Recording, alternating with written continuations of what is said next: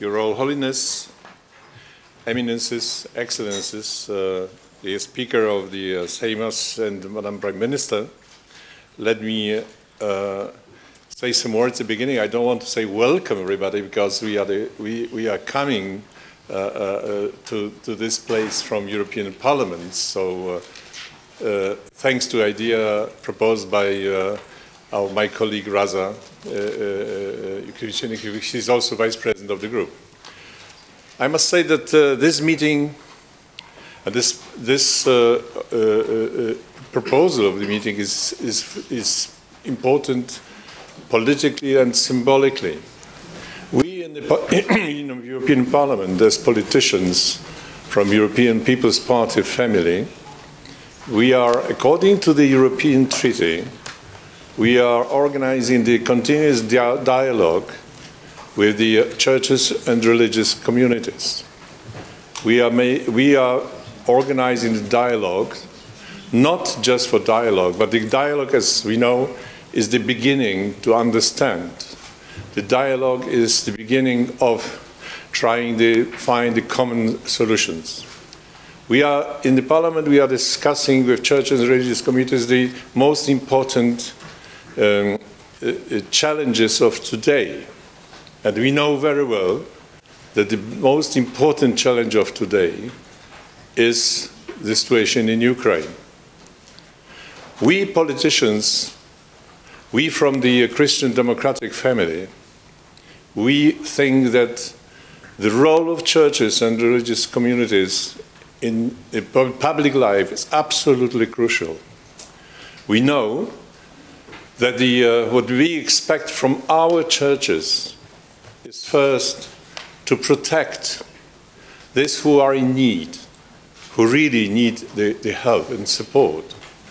And we expect from our churches to also to give the moral direction for our activities. So that's why we think that we have to, this is our obligation, to organize the possibility to show that we are working together, that we would like to share also the responsibilities.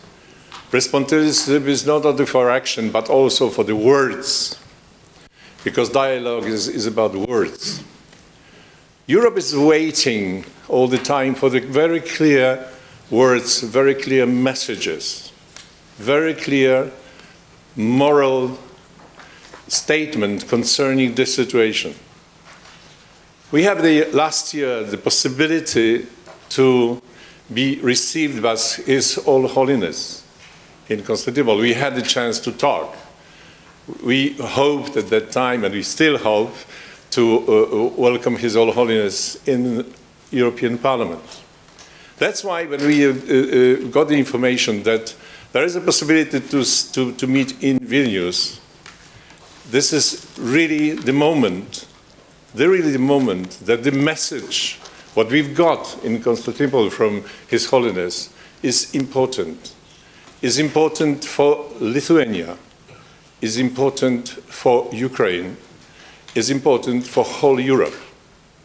That's why we think that this meeting has a real symbolic importance, and I think that the very honorary guests who are around this table, they will also have the possibility to exchange the very clear messages concerning the situation.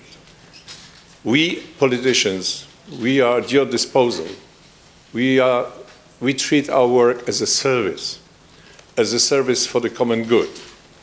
That's why we are here, and that's why we are waiting also for the very clear moral direction, what is good and what is bad, what is the good, common good, and what we think today about the evil. So I would like to now welcome you on behalf of the Working Group of Interreligious Intercultural Dialogue of the EPP Group in the European Parliament. My name is Jan Olbrich, I'm from Poland, and I have an honor now to first to give the floor to Victoria Chmilytė-Nielsen, Speaker of the Seimas of the Republic of Lithuania. Please, the floor is yours. Thank you so much, dear Jan. Jūsų šventenybė. Your All Holiness, Ecumenical Patriarch Bartholomew, Prime Minister of Lithuania Ingrida Šimonytė, Your Eminence Metropolitan Emmanuel, President of the Council of European Bishops' Conference, Your Eminence Metropolitan Archbishop of Vilnius Gintaras Grušas, Vice Chairman of the APP Group, Mr. Albrecht, ladies and gentlemen. Allow me to begin my welcome address by a word of gratitude to MEP Rasa Juknevičienė, representing European People's Party Intercultural and Religious Dialogue Group in the European Parliament, for her initiative to invite us all for a discussion on such an important and topical matter, reaction of churches and religious communities towards war and conflicts. War and conflict affect many people, and the repercussions of war are often difficult to measure. Death and violence, permanent life-changing injuries, and post-traumatic stress disorder, deportations, displacement of seeking refuge abroad, destruction of economic life, infrastructure and health systems, and one can continue listing the damage.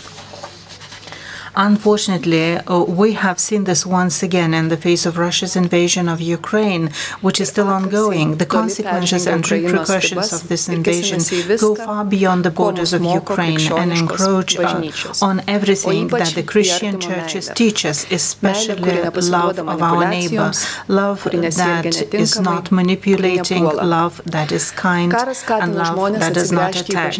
War encourages people to turn towards churches, which makes word of the churches all the more important in a time of war.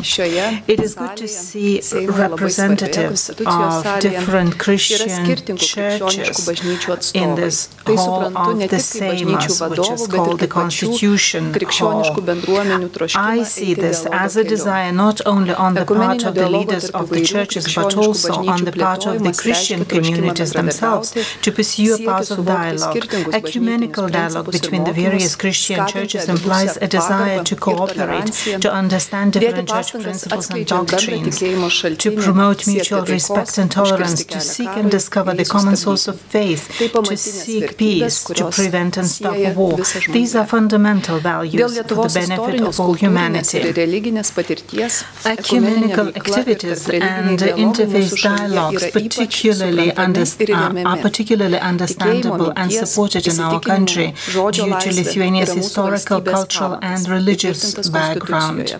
That is, freedom of faith, thought, belief and expression is the foundation of our state, enshrined in the Constitution, and we will firmly defend and guarantee it for every citizen and resident of Lithuania. Vilnius is a special place in this respect. Lithuania's capital is known as a city of religious tolerance. Roman Catholics, Orthodox, Old Believers, Reformed Church, Lutherans, Jews, Karaites, Unites Church and Muslims live side by side here. These communities had their own houses of worship as early as in the 19th century, and the Catholics, Jews and Orthodox had many of them. In Vilnius, the word of the Lord was spread by love and not by the sword. Therefore, for us, people of Vilnius, heirs of the Grand Duchy of Lithuania, it is absolutely unacceptable that the imperialistic aims of the Kremlin regime are disguised as God. I would like to take this opportunity to thank His All Holiness Ecumenical Patriarch for granting the appeal for the 5 Orthodox priests and reinstalling them after they were dismissed from their office by the Moscow Patriarchate, welcomed them into the Mother Church and allowing them to celebrate the Eucharist again. Moreover, I see this step as a restoration of historical justice. From the 13th century until 1686, the Orthodox who lived on the territory of Lithuania rightly considered Constantinople the Orthodox Mother Church. It was of the metropolis of Kiev subordinate to the ecumenical patriarch, and only later, as Russia expanded and grew in power, did it became subordinate to the Moscow Patriarchate. I therefore thank you once again for the much needed hope you have given to both the priests I have mentioned and to the faithful. The community of believers has grown considerably as Lithuania has welcomed over 70,000 Ukrainian people seeking refuge from the war. They cannot pray in a church led by the pro-war patriarch Kirill of Moscow and Ukraine. The Orthodox community in Lithuania is also made up of Belarusians who have fled repression or even Russians who have taken refuge in Vilnius to escape the Kremlin's repression. We must ensure that Lithuanian Orthodox believers of all nationalities can practice their faith without conflict with their conscience. It is my desire, Your Holiness, that already on the first day of the attack on Ukraine, you call for the restoration of peace and justice in Ukraine, and that it is heard by all Christians and all people of good will. Thank you for your attention. Thank you, Madam Speaker. Now I have a big honor to ask for taking the floor the Prime Minister, Madam Ingrida Šimonytė. Please, the floor is yours.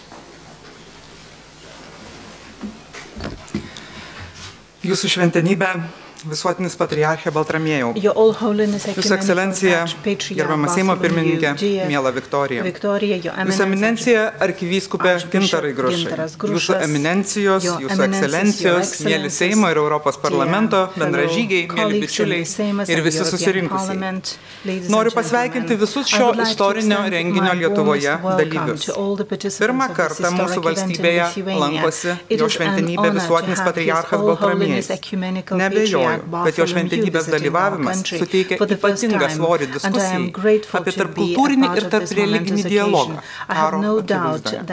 Labai džiaugiuosi, kad šiandien su mumis yra jo eminencija Chalkedono arkivyskupas metropolitas Emanuelis, vyskupas Stepanas Susas iš broliškos ir širdingai remiamos Ukrainos. Džiaugiuosi, kad šiandien esame kartu su jo eminencija arkivyskupu Gintaru Grušu, krikščioniškųjų religinių bendrijų Lietuvoje hierarchais ir atstovais. Dėkoju visai Europos liaudės partijos tarpkultūrinio ir religinio dialogo grupiai Europos parlamente ir Lietuvos atstovai Rasai Juknevičienei bei jos komandai, kad tokia diskusija šiandien vyksta būtent Vilniuje. Rusijos karas prieš Ukrainą tęsiasi nuo 2014 metų. Tačiau pernai, vasario 24-ąją prasidėjusi kruvina plataus masto invazija pakeitė pasaulį. Mes pamatėme Bučą, Mariupolį, raketas, kurios skriejo į pastatus užrašų vaikai, žmonių pilnus geležinkelio peronus, gimdymo namus, mokyklas, ligonines. Suprantu, kad ukrainiečiai nėra vienintelė tauta pasaulyje, prieš kurią dabar mums saugiai esančioje salėje vykdomi protų nesuvokiami nusikaltimai ir nusikaltimai žmoniškumui.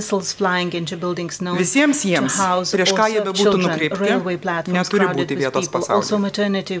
Nekartą galvojau, kodėl. Ukrainiečių kančia ir skausmas taip stipriai, tiesiog fiziškai. Įsismelkia į kūną prieš daugiau nei metus ir niekaip neatlieps. Gal dėl nuoširdaus istoriškai nulemto brolybės jausmo, geografinio artumo, ar suvokimo, kad jei neatlaikys ir nenugalės Ukraina, karas gali ateiti ir į mūsų namus. Bet kartais galvoju, kad yra dar ir kitaip. Yra pamatinė intuicija. Bet tikslis žiaurumas ir nusikaltimai žmoniškumui niekaip nesuderinami su krikščioniška etika. Kita vertus, karas atskleidė ir didžiulį atjautos, artimo meilės potencialą. Džiaugiuosi ir didžiuojuosi tuo, kaip Lietuvos žmonės susitelkė organizuodami paramą Ukrainai. Esu labai dėkinga ir visoms Lietuvos religinėms bendrijoms, organizacijoms, kurios aktyviai įsijungė ir iki šiol tęsia. Artimo meilės darbus rūpinasi ne tik Ukrainoje likusiais ir karo talžomais ukrainiečiais, bet ir tais, kurie buvo priversti palikti savo namus ir ieškoti laikino prieglobsčio svetur. Karas galbūt labiau nei bet kuris kitas išbandymas priverčia žmogų permastyti savo santykį su Dievu. kai kam gal pirmą kartą atrasti tikėjimą, bandyti suvokti kančios prasmę, ne tik ieškoti vilties kasdienybėje, bet ir siekti amžino išganymo. Žinau, kad Lietuvos katalikų hierarchai, kitų krikščioniškų bendrijų atstovai daug nuveikė, kad rytų krikščionybės tradicijoje išugdyti ukrainiečiai neliktų be sielovados. Tačiau ypač svarbu, kad Konstantinopolio patriarchatas atsiliepė į Lietuvoje esančių žmonių norinčių likti savojoje tradicijoje poreikį. Ir jau šiandien jie turi galimybę išpažinti savo tikėjimą ir gauti sakramentus, nesirinkdami tarp savo tikėjimo ir savo įsitikinimų. 5 Lietuvos dvasininkai Konstantinopolio patriarchate atrado savo religinius namus ir dėl to neabejoju praturtėjo visa Lietuva. Naujos galimybės atsivėrė motininiai bažnyčiai sugrįžti į Lietuvą ir rytų krikščionybei čia skleisti. Dar krikščionių mąstytojas Aurelijus Augustinas pabrėžė, kad taika nėra vien karo nebuvimas. Tai ir teisingos tvarkos atkūrimas. To šiandien siekia karo iškankinti, bet nepalūžę Ukrainos žmonės. To tikiu, kad norime ir visi čia susirinkę. Dar kartą noriu pasidžiaugti, kad šis susitikimas ir ši diskusija vyksta ir kad jį vyksta čia. Neabejoju, kad jos dalyviai subrandins svarbes įžvalgas, kaip skirtingų religijų atstovai, veikdami kartu, gali priartinti teisingos tvarkos atkūrimą ir siekti, kad visi gyventumėm ir augtumėm įkvėpti tikėjimo, vilties ir meilės. Ačiū.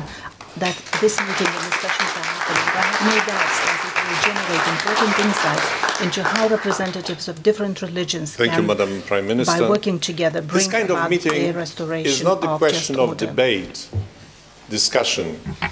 This kind of meeting is also the, as I said, symbolic importance, because many people are waiting for a very clear position of churches and religious communities. To have the message, to have the situation of looking for the truth. I mean, the truth is a basic element. We have to be someone who is based on truth. We are looking for authorities, for the people who really are the symbols of this kind of moral position. So that's why it's my big honor to introduce you to the second part of our meeting, 2 special interventions. So I think that this is the moment that we wait for these interventions to tell us the real position of churches and where is the truth. I mean, many people also in Lithuania are waiting for it. And my big honor is to give the floor to His Holiness Ecumenical Patriarch Bartholomew. Please, Your Holiness, the floor is yours. Your Excellency, Mrs. Victoria Chmilytė-Nielsen, Speaker of the Seimas of the Republic of Lithuania. Your Excellency, Mrs. Ingrida Šimonytė, Prime Minister of the Republic of Lithuania, Honorable Vice Chair of the EPP Group in the European Parliament and Co-Chair of the EPP Working Group on Intercultural Relations and Interreligious Dialogue, Jan Olbricht, Your Excellency Archbishop Gintaras Grušas, President of the Council of the Bishops' Conferences of Europe, esteemed Dr. Jørgen Skov Sørensen, General Secretary of the Conference of European Churches, honorable guests, dear friends. It is with great pleasure that we participate in this special seminar on the reaction of churches and religious communities to war and conflict, organized by the European Parliament EPP Group on Intercultural and Interreligious Dialogue in the context of our first visit to Lithuania. At this point, please allow us to highlight the crucial role of the Ecumenical Patriarchate played in the formation of this particular working group of the EPP back in 1995, during the first year of operation of the Office of the Orthodox Church in the European Union. We take great paternal pride in seeing the seed sown almost 30 years ago to have grown into a fruitful tree with deep and unshakable roots. You are worthy of our sincerest congratulations. And now we turn to the topic of our address. As you all know, since the end of the Cold War, borders have fallen. Barriers have been abolished. The movement of goods, people, and capital has been accelerated.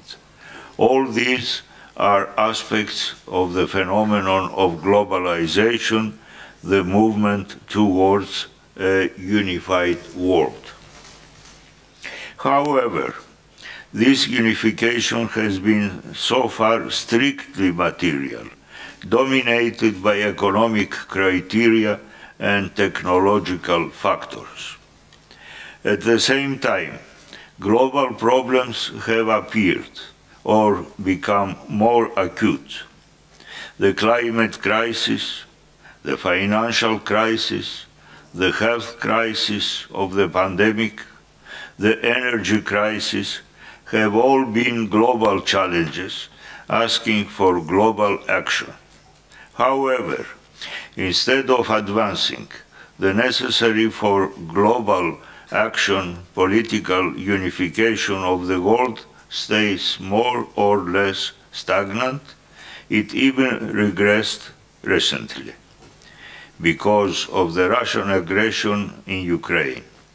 Finally, it became more than clear that beyond the political and economic unification, there is urgent need for a spiritual one. Nevertheless, in this field as well, instead of progress, unfortunately, we have experienced constant regression.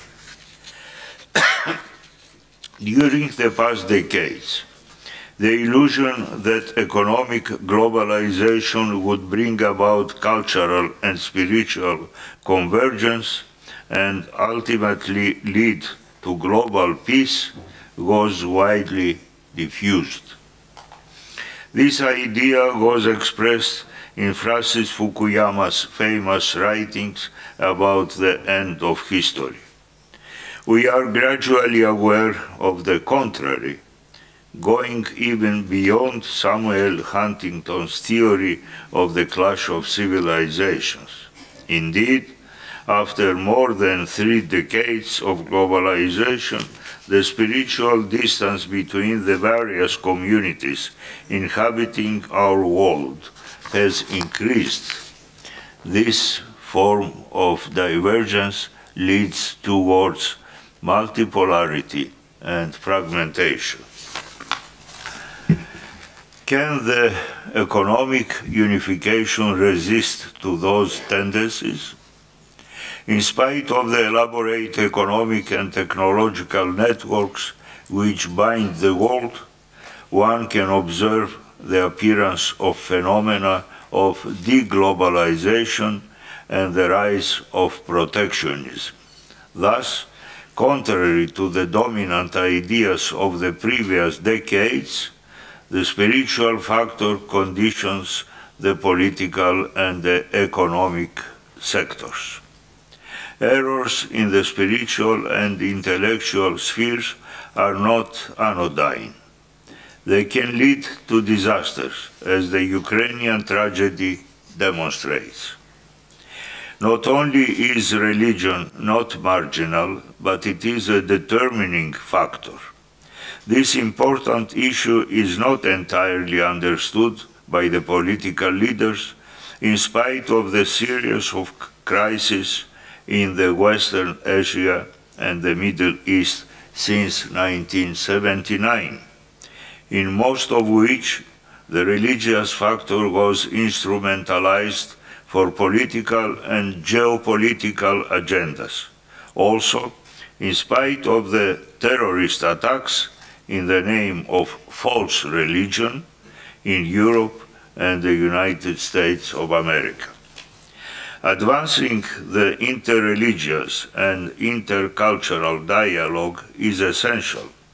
It can help share perceptions and experiences, and contribute to the common search of ideas and solutions in order to promote peace and understanding.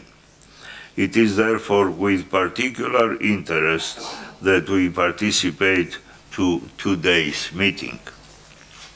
There are few places in the world where these ideas have more resonance than here in Vilnius, a few hundred kilometers from the front line where war is raging. As the world is in a process of fragmentation, the areas between two emerging blocs are submitted to strong pressures. The isthmus between the Black Sea and the Baltic Sea is one of them, Ukraine being its central component and Lithuania a part of it.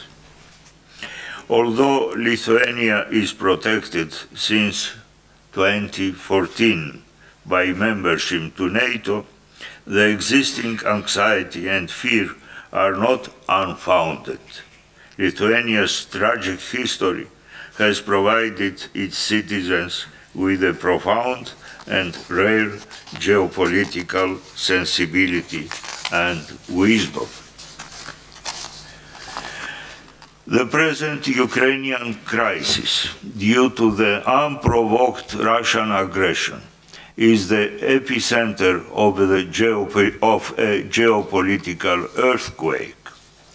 Europe wakes up from a deep illusion according to which war in its continent was a thing of the past. Materially and intellectually unprepared, Europe, however, adapted rapidly to this unexpected situation, intellectually assisted by its new members like Lithuania. The outcome of this war will undoubtedly condition the future evolution of both Europe and the world, the whole world. The Ukrainian crisis relates at the same time with the most fundamental challenge in the Orthodox Christian world. Will Orthodoxy continue to be spiritually guided by its source and defender, its traditional and historical center, the Ecumenical Patriarchate of Constantinople? This is an essential question for the character, identity, and existence of Orthodoxy. It is also an issue with serious consequences for the whole of Europe as well as for Africa, the Middle East, and the diaspora Orthodox communities all over the world. The religious space organized around a Kiev-Moscow axis is the initial creation of the Ecumenical Patriarchate of Constantinople and of the Byzantine Empire. This process started more than 1,000 years ago with the baptism of Vladimir, ruler of the Kievan Rus, an enormous area linking the Baltic with the Black Sea. During the long period since then, the political map of this region has known successive changes, through which painfully emerged Ukraine and the Ukrainian identity. All along those historical tides, Eastern and Western Christianity crossed, leaving behind a mixed religious environment. Russia also emerged from this initial creation in 1589, its church obtained from the Ecumenical Patriarchate its elevation to the patriarchal dignity. However, already after the fall of Constantinople to the Ottomans in 1453, the unfounded ideology that Moscow could succeed Constantinople as spiritual leader of the Orthodox world started to make its way. According to the proponents, Moscow would become the third Rome after the fallen second Constantinople. We have said on many occasions, many times in the past, and we take the opportunity to repeat it once again in front of you, dear friends. There has never been a first and a second Rome, therefore it can never exist a third Rome. There is only the elder Rome and the new Rome, Constantinople. The religious tradition transmitted by Constantinople to Moscow was soon confronted with the Russian political power. Successive Tsars imposed their will on the Church, transforming it into a mere instrument for their strategic objectives. Of course, the Church of Russia did not always or wholly comply. Monasteries have served as refuges for the authentic religious faith. However, numerous are the instances of religion's instrumentalization in this vast region. Putin's Russia simply renewed and accentuated this tradition.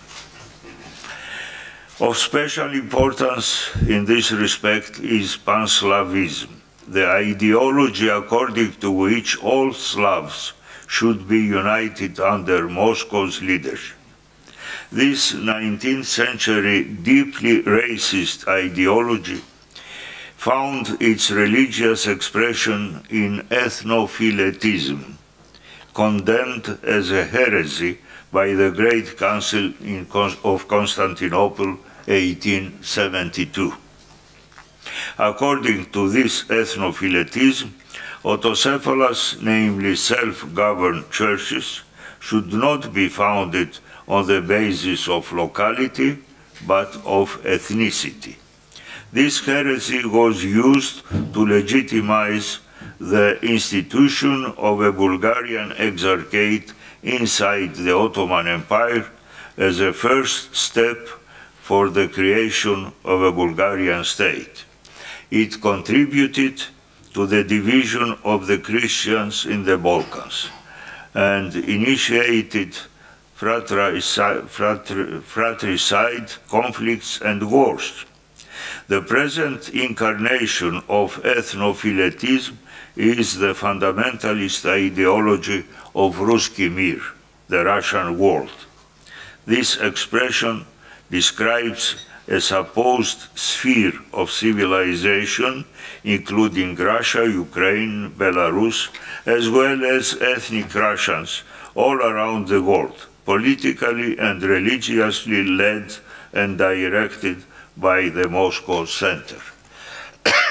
The Russian world is presented as the answer to the corrupt West.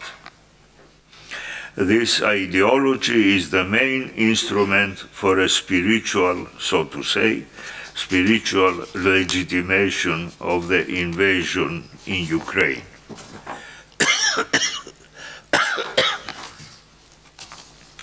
It is a fact that Moscow's antagonism towards Constantinople subsided during the communist period as religion was persecuted by the Soviet regime.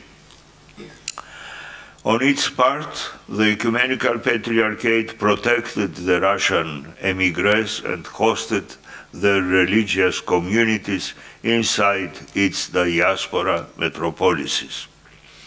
However, from time to time, and especially since the election of Kirill as Patriarch of Moscow in 2009, the antagonism was resumed.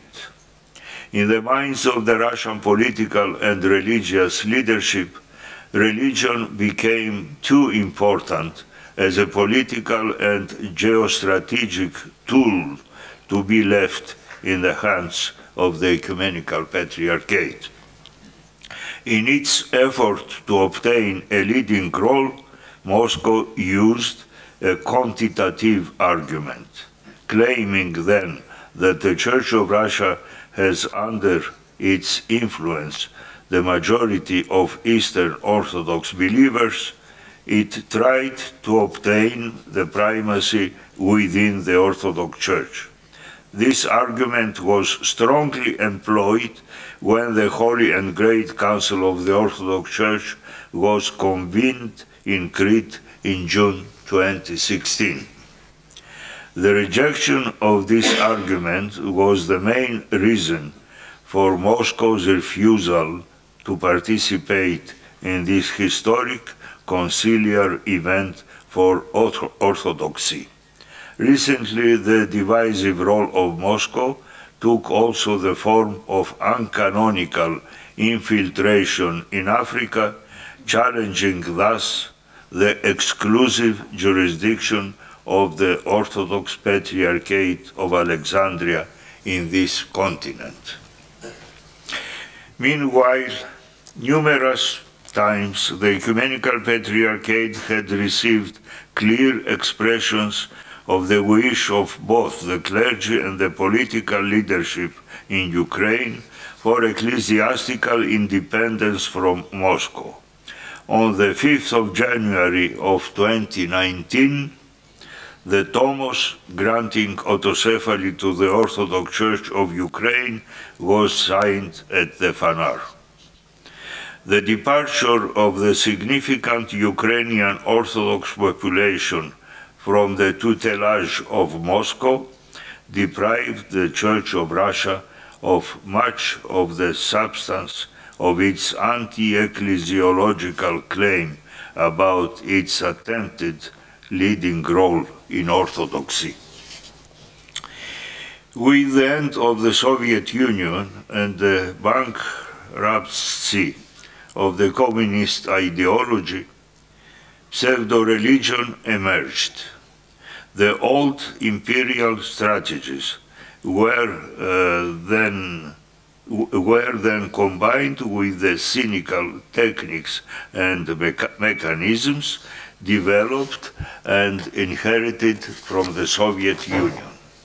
The Church and the state leadership in Russia cooperated in the crime of aggression and share the responsibility for the resulting crimes, like the shocking abduction of Ukrainian children. They have provoked enormous suffering not only to the Ukrainian people, but also to the Russians, who count more than 100,000 casualties and the responsibility for terrible atrocities. There is a serious ongoing discussion about the reconstruction of Ukraine after the end of the war. However, next to the issue of the material reconstruction, there is also the question of the spiritual regeneration, not only in Ukraine, but equally in Russia.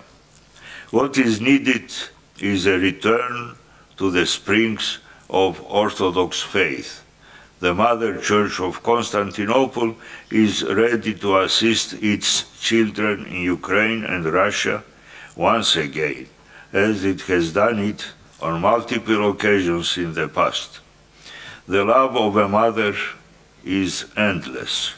It does not know limits. This is precisely the kind of love that the Ecumenical Patriarchate represents and expresses. Similarly, our interreligious dialogue has to focus not only on ways to resist to and neutralize the capacity of the leadership of the Moscow Patriarchate to undermine unity and to theologically legitimize criminal behavior. It is our common Christian duty to use our forces of dialogue to bring back our Russian brothers and sisters to our community of shared values. Esteemed audience, The Ukrainian crisis has to be overcome with determination, justice, and solidarity. Its outcome will play an important role in other challenges during these hard times. We are particularly grateful to the organizers for giving us the opportunity to present the position of the Ecumenical Patriarchate on this complex and delicate issue of global importance. We wish you all fruitful deliberations and productive outcomes from the discussion during this seminar. May the God of love and peace bless you all in your ministries and personal lives. Thank you for your kind attention.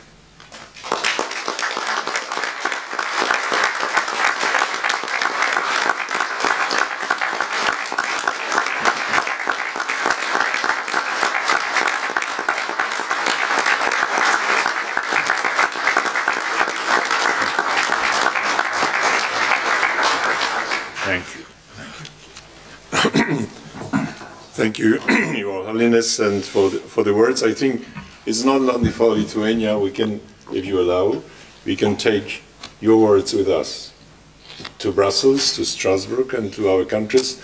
And if you allow me, we would like to share this word because it's so important to understand what is the situation and what you said at the end. What is our duty? What is our duty as Christians? Thank you once again. And now the second special intervention. I would like to give the floor to His Excellency Gintaras Grušas, President of the Council of Bishops' Conferences of Europe and Metropolitan Archbishop of Vilnius. Excellency, the floor is yours. Your All Holiness, Madam Speaker of the Seimas, Madam Prime Minister, Eminences and Excellencies, members of the European Parliament and members of the Seimas, ladies and gentlemen, dear friends. It is an honor to participate at this august conference discussing the reactions of religions in society to the conflict and the scourge of war. I thank the government officials and the members of the European Parliament who have organized this conference, and I especially thank His Holiness Patriarch Bartholomew, who with his presence gives even more importance and value to this discussion. Since February 24th, 2022, when Russia's large-scale aggression against Ukraine began, we have found ourselves here in the heart of Europe coming to terms with the need to deal with an entirely new situation. As Christians, we know peace is not simply the absence of war, but requires a respect and lived communion with each of our neighbors. The only way forward is through forgiveness and reconciliation, and that only love creates true peace. But the atrocities that we witness challenge us each day. There are 8 million people who have moved as internally displaced persons. Many of them have crossed Ukraine's borders, seeking refuge abroad. The number of children who have been separated from their families and taken far away cannot yet be calculated, while the growing number of orphan children, as well as the deaths of innocent children, continue to break our hearts. We are weighed down by the images of massive destruction and the death tolls that the war has brought. What we face today is a new kind of war. Although we have long dreaded the nuclear threat, in some ways the weapons of this war are no less horrific. We are faced with a hybrid war, a war waged not only with traditional military weapons, but joined by an informational war, and then an economic war, as well as acts of terrorism. One thing it is not, nor can it ever be, is a religious war. We are particularly concerned that the narrative of war has been colored by religious connotations. The bellicose homilies of Patriarch Kirill of Moscow have left us appalled. At the same time, we are comforted by the stance of so many men of peace. As early as March 13th, 2022, less than a month after the start of the conflict, Pope Francis stated after the Angelus prayer, "God is only the God of peace. He is not the God of war. And those who support violence profane his name." Now let us pray in silence, he said, for those who suffer, and that God may convert hearts to a steadfast will for peace. We know from the statements of the Moscow Patriarchate and those of sister churches who cannot recognize themselves in accepting or even blessing the war, that the war in Ukraine is also a cause of ecumenical division. 2 years ago, the Ecumenical Patriarchate of Constantinople published the document entitled "For the Life of the World Toward a Social Ethos of the Orthodox Church."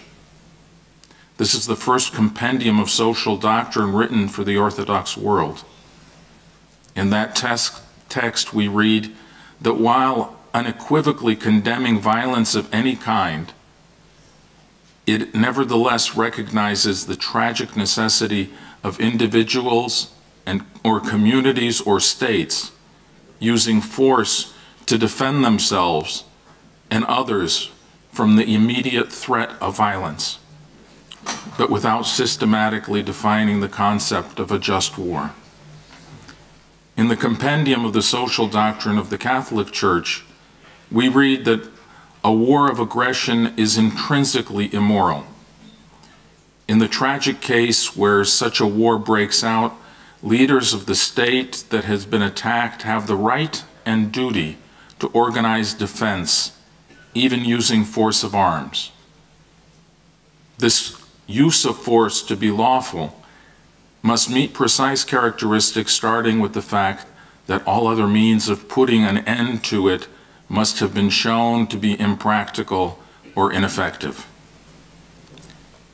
In the face of the war of aggression taking place in the Ukraine, what comes to mind reading these passages is that one can work towards a social doctrine that integrates the Orthodox approach and the Catholic approach, thus giving an even firmer basis to this practical unity that we are experiencing in the course of this war. Reflecting on the war in Ukraine, we cannot fail to notice that with the work of the Pan-Ukrainian Council of Churches and Religious Organizations, a true ecumenism of charity has been set in motion, because everything, even divisions, becomes secondary in a war. And our task as men and women of faith is to make the exceptional unity that is realized in a time of crisis into a long-lasting brotherly cooperation that moves us forward on the ecumenical path. These are signs to be read. Today, more than ever, Christian unity is a fundamental goal in order to ensure true unity of Europeans. Christian unity, indeed, could make it possible to overcome, through forgiveness, the wounds of history that are ever present in our battered lands, and especially in those such as Ukraine, which historically have been lands that have bridged East and West. If Christians were united, there would be no proclamations of just war, but there would only be the justice of peace. If Christians were united, Europe itself would be more cohesive, rooted in those Christian values that the world wants to deny, but which are present and alive in every European nation. Therefore, alongside the efforts of understanding and study needed in the ecumenical journey. Alongside the ecumenism of charity, we must embody the Christian calling that is able to overcome any narrative of war, that we are all brothers and sisters, fratelli tutti.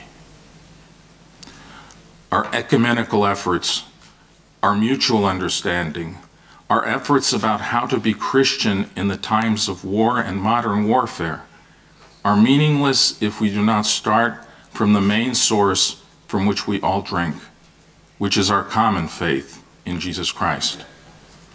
In Jesus, who is the way, the truth, and the life, differences are healed.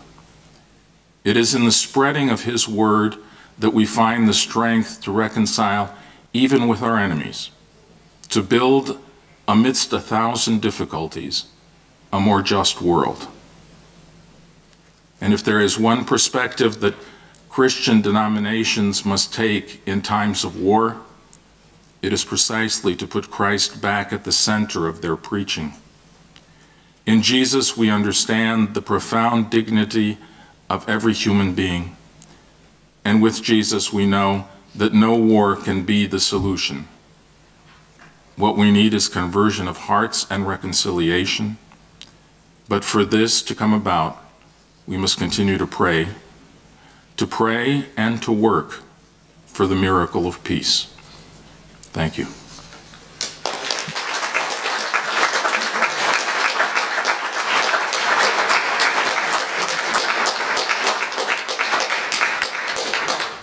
Thank you, Your Excellency, for this very clear call for unity. I think this is what we really need. I would like to thank all the participation of the first part of our meeting. I think that maybe we need some moments to think and to reflect, not only to have a coffee, but I think this is the moment that is not good to start debate now. These interventions and the special interventions, they require a little bit, if I can say, a moment of silence and a moment of reflection. So I'd like to thank you very much for the first part. I would like to invite you for the short break and the participants of this part two for the photo. Also to show that we politicians, we are standing with churches in truth. Thank you. Thank you very much. Dear all, my name is Rasa Juknevičienė. I am member of European Parliament. Congratulations to Lithuania on the historic visit of His All Holiness, and it was really impressive, the first part of our conference. It's history happened, I think, in this hall. It was very important. With this visit, historical justice returns to my country and to Europe. It is symbolic that this conference is taking place in Seimas, in our parliament. It was here that 33 years ago historical justice returned to Lithuania. Lithuania turned down the Iron Curtain and began the path of its return to democracy and freedom, including freedom of religion.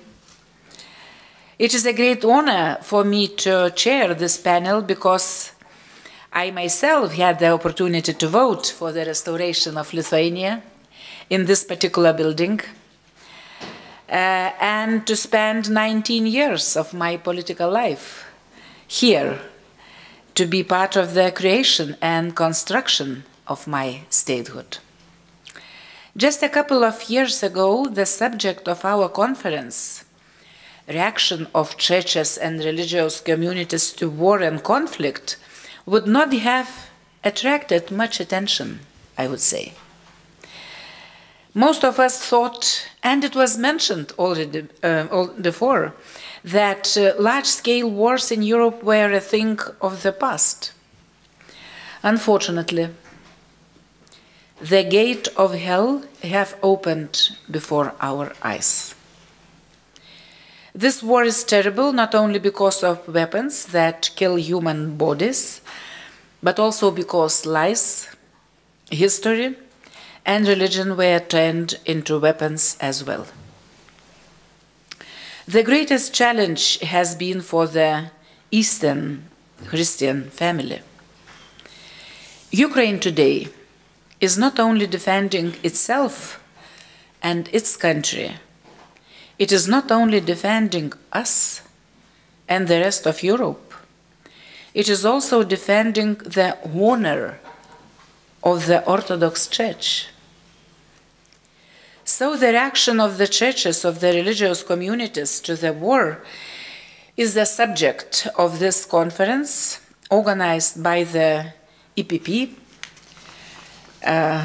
In the European Parliament, we are the largest political group, and I am proud that we have a special group in our group for religious dialogue and our intercultural relations. So, session number 2, we have few speakers, and I think you are waiting for them very much, and I would like to introduce first of all His Eminence Metropolitan Emmanuel of Chalcedon, Ecumenical Patriarch, and floor is yours.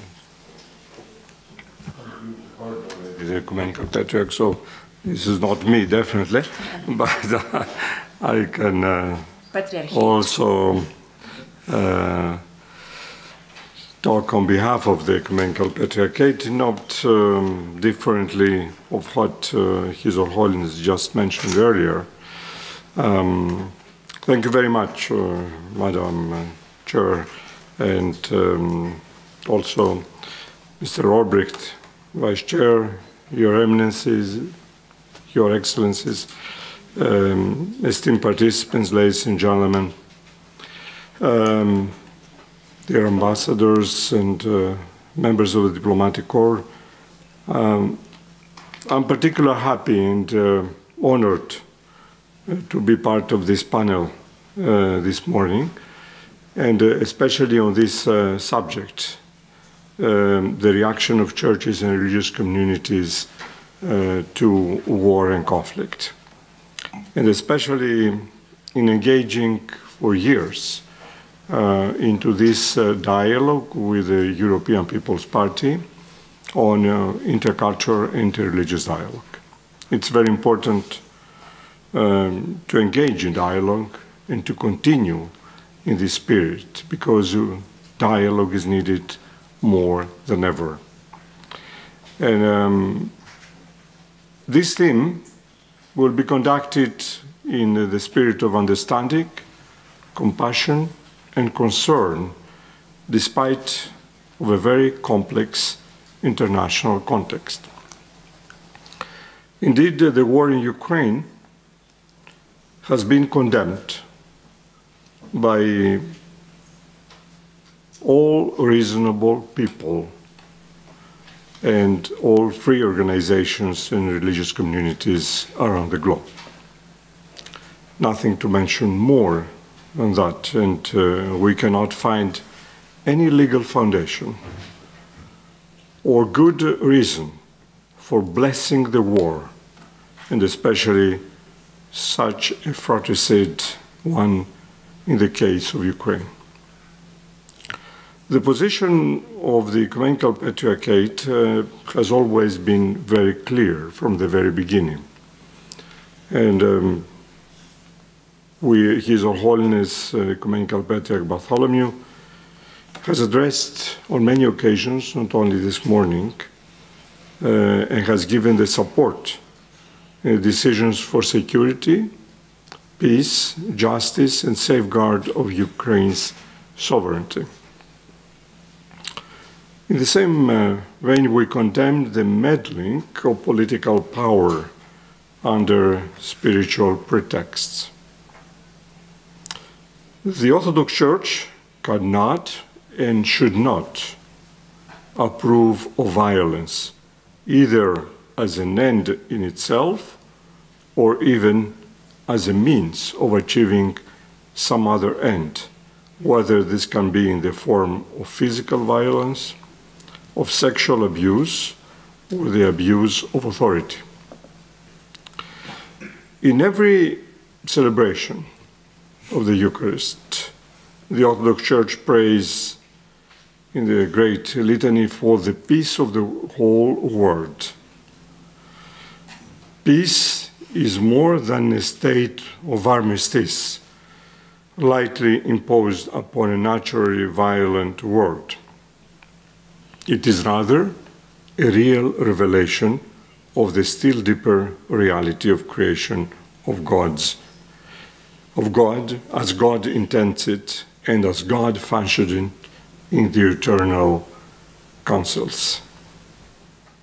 Therefore, we should never refer to war either as holy or just.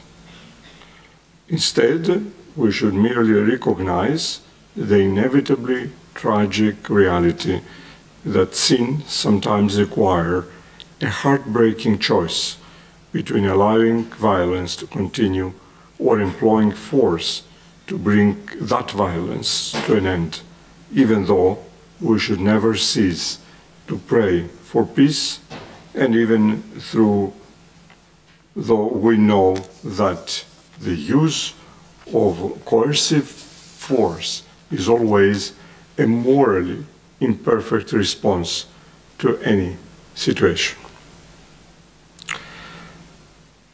As much as the war in Ukraine continues to unfold, the issues surrounding refugees, human trafficking, and the difficult protection of the most vulnerable, and especially the children, as was mentioned earlier by His Holiness, are just some of the many consequences of the conflict.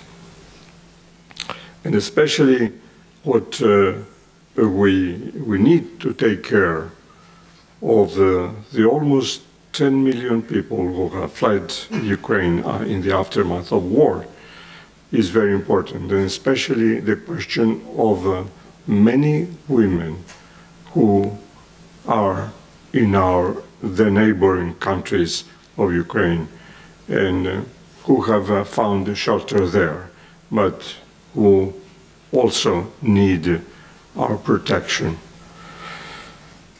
In response, we should turn our attention to what the Great Council of the Orthodox Church in 2016 declared in a very prophetic voice.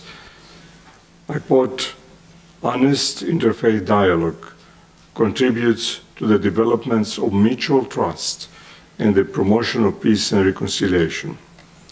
The Church strives to make the peace from on high more tangibly felt on earth. True peace is not achieved by force or arms, but only through love that does not seek its own. The oil of faith must be used to soothe and heal the wounds of others, not to rekindle new fires of hatred." End of quote. The word reconciliation is a powerful testimony to our faith in God and in humanity. It contains the very essence of the social ethos, referring to the pillars of freedom, love, and justice. It means steadiness in the struggle for a just society, the respect of human dignity beyond any division of social classes by the healing of memory. Thus, we believe that the future of humanity and the role of faith-based organizations in times of conflict depend on our eagerness to establish a ministry of reconciliation, as St. Paul wrote in 2 Corinthians 5:18. Reconciliation is more than having our sins forgiven and divine justice being satisfied. Reconciliation definitely does not mean the end and an armistice. Reconciliation means to change something inside out, upside down, and right side up. It refers to a changed relationship between God and the fallen world. And to reconcile is to remove enmity between enemy parties. Towards religious traditions are no longer isolated. On the contrary, due to the phenomena such as globalization, religions are increasingly called to work together along with public authorities and civil society to re-establish a culture of real reconciliation. This is needed also in the case of Ukraine. We need to remind to everyone that in the same way that 20-something years ago, when we had the war in the Balkans, we reminded to everyone that the war in the Balkans, the war in Southeast Europe, was not about religion. In the same way, war in Ukraine is not about religion. And religion has no place in it. But religion, in many cases, is manipulated. But the violence intentionally perpetrated by rational human agents, especially when organized and prosecuted on a massive scale as war between peoples or nations, is the most terrible manifestation of the reign of sin and death in all things. Dear friends, there is definitely no reconciliation without real and sincere dialogue. It is the antidote to hatred. It is a gesture and source of greatest solidarity. Dialogue with the other should not be perceived as a threat to our particular identity or even geopolitical interests. On the contrary, it deepens and enriches it, and dialogue resists both fanaticism and relativism. It affirms plurality and intercultural exchange, and dialogue is a hopeful chance for peace. But peace is more, as I said, a state of armistice lightly imposed upon a naturally violent world.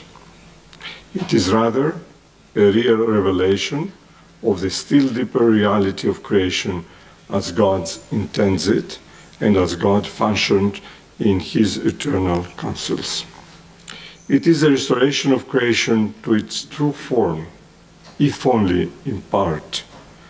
True peace is the very presence of God amongst us, and this is our prayer for all people afflicted by wars and conflicts, and especially today in Ukraine.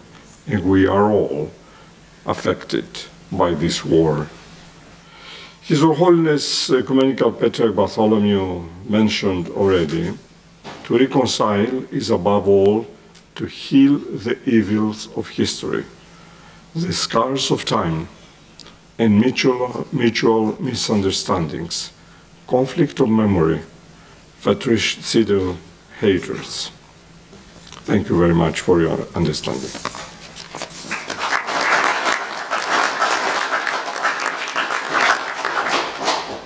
Thank you, Your Eminence. And now I would like to move, asking to take the floor Reverend Bishop Stepan Sus, Auxiliary Bishop of Kuria of Major Archbishop of Kiev Halich and head.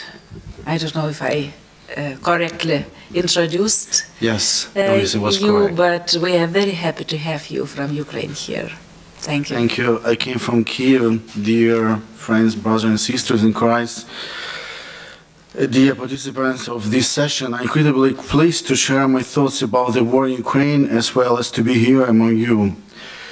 As a voice from frontline, the place where the fight for peace and freedom, the values of human life is going on so that war would never happen again. The Ukrainian front line is 1,500 kilometers long. This is not just a line, it is unfortunately a border between two worlds, two civilizations, and two different views on the Christian life, where even God is seen differently. Recently, two sermons were posted on internet. One was of Russian Orthodox military chaplain who were prepared his soldiers to the battlefield in Ukraine, and other was a Ukrainian Orthodox chaplain. The Russian chaplain says to his soldiers, "You are soldiers of God's army, defenders of Orthodoxy, and our great homeland, Mother Russia. There are the minions of Satan on the side of the front line, who glorify the Antichrist under the guise of clever words, liberal values, equality, and democracy. One cannot spare a Satanist, no matter their form, a soldier, an older woman, a small child. They all are the same. They are the fruit of hell," saying the Russian Moscow chaplain. Let not your hand tremble, directing a bullet or shell at the God's enemies. You are told that there is a war between Russia and NATO. No, he says. This is a battle between good and evil. The time of Armageddon has come, followed by the last judgment. You are on the battlefield's right side, and the Lord will not forget about you. After all, the Messiah himself is leading you into the fight.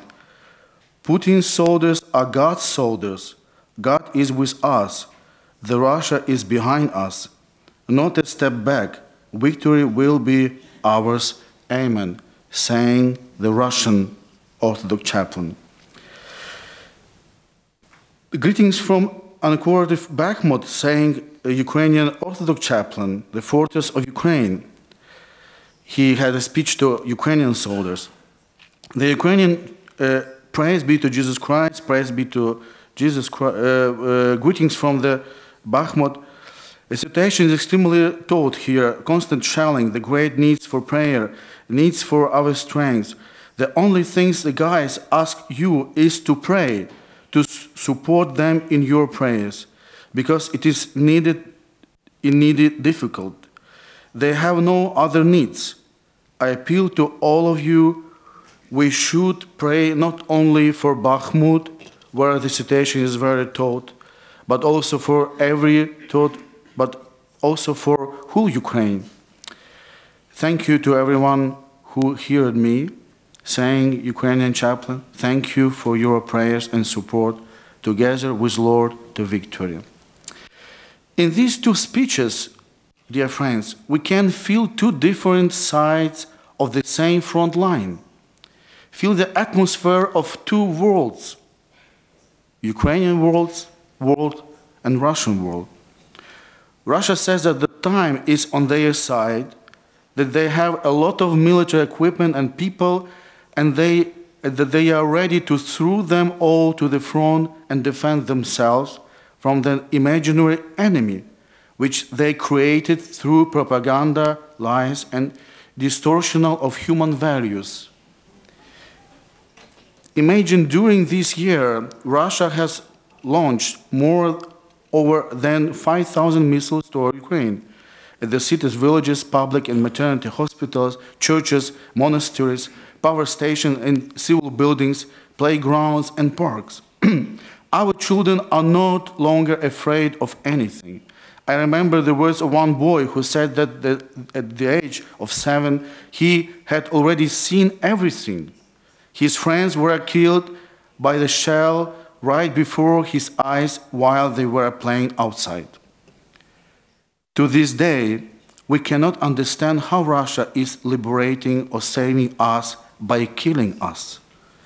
At war, bullets do not choose victims. Status, age, origin do not concern them, they kill. It has been a year and more since the war began in Ukraine. It was cliché, but people have to fight for peace, must fight for peace. Every Ukrainian, every conscious person has their own front line, religious, military, medical, media, cultural, artists, scientific. There are many front lines, and in all of them we have to persistent, well-oriented. We should act together, keep our balance, and do everything to save what we call humanity. And of course, there is ecumenical movement has its own front line too. This war became a battle for civilizational choice. Ukraine fights for its belonging to European civilization and at the same time for those fundamental values, rights, and freedoms that are basis on the Christian world. Before I became, on which are basic Christian world, before I became bishop, I had the honor of serving as a military chaplain at the National Ground Force Army Academy in Lviv, Western Ukraine, for 16 years. There I met different military men who had different attitudes towards the church. Recently I spoke to one of our gratitudes who converted to faith while studying the military academy. I asked him how he was and what life looks like at the front line. He told me war is always brutal, with pain, losses, and pure evil. But despite everything, he prays every day. In the evening, when it's calmer, he prays to God in his own words. I was curious to know what he asked God in prayers, in what condition, in war conditions, where violence reigns and people die, and where you are forced to kill your enemies. He told me that he prayed daily for enemies, and he asked God to teach him to make the right decisions and do not lose humanity at war. All of us have experienced circumstances when we did not only make decisions, but later we called to defend them, to fight for them. Ukrainians do this every day.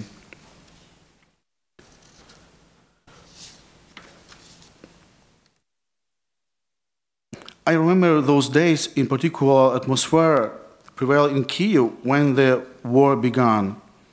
We were woke at 5 a.m. on February 24th by loud explosions. Mass missile attacks covered the whole territory of Ukraine. Ukrainians realized that the war had started. Fear and panic were in the air. People suddenly faced the unknown. We discovered that the capital of Ukraine, was almost completely surrounded by Russian troops. At the time, the ratio of Kyiv defense force to enemies was different. Russian military was provided with supplies for 3 days only. Many of them brought military parade uniforms with them. They were planning to soon march at the victory parade through occupied Kyiv. But that didn't happen either. We believe that it was a miracle for us, as if someone was watching over Kyiv, listening to our prayers, defending our city. There are circumstances in life when it is not enough to have weapons or a strong army. Such words are often repeated by our militaries as well. You need to feel that you are on the side of truth, that you are defending yourself, your land. We call it the miracle of Archangel Michael over Kyiv. He is a patron of our city, and he protected it. Many Russian occupiers, during their interrogations, admitted that they felt fear while surrounding Kyiv.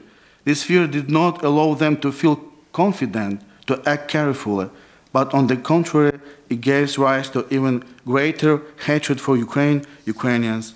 Let me remind you today, Bucha, Irpin, Borodyanka, Hostomel, and many other towns and villages where the Russian army left deep wounds in lives of Ukrainians, where they tortured men, raped women, children, shot whole families, destroyed houses. These towns I mentioned are located near Kyiv. After seeing these places while traveling across Ukraine, I can say that the wounds of Christ have become the wounds of my people. What Ukrainians are most afraid of it's not Putin or Russianism or Russian army, but the indifference of Europe and the rest of the world, what is happening in Ukraine. Of course, it is unpleasant to hear some voices saying that the world is already tired of the war in Ukraine and that it's necessary to start a dialogue with the enemy, negotiate, give up certain territories and make concessions. It is nothing else but the enemy's voice, because it is beneficial for Russia that the world gets exhausted by the war rather than itself. Should we be the first to start a dialogue with those who say that we should not have existed, that we are a mistake of history?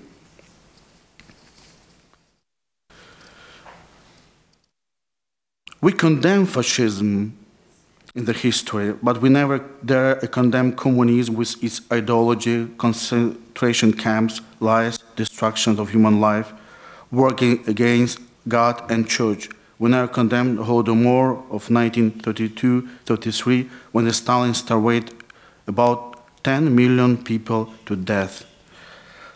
Many of us admire Russian Orthodoxy before.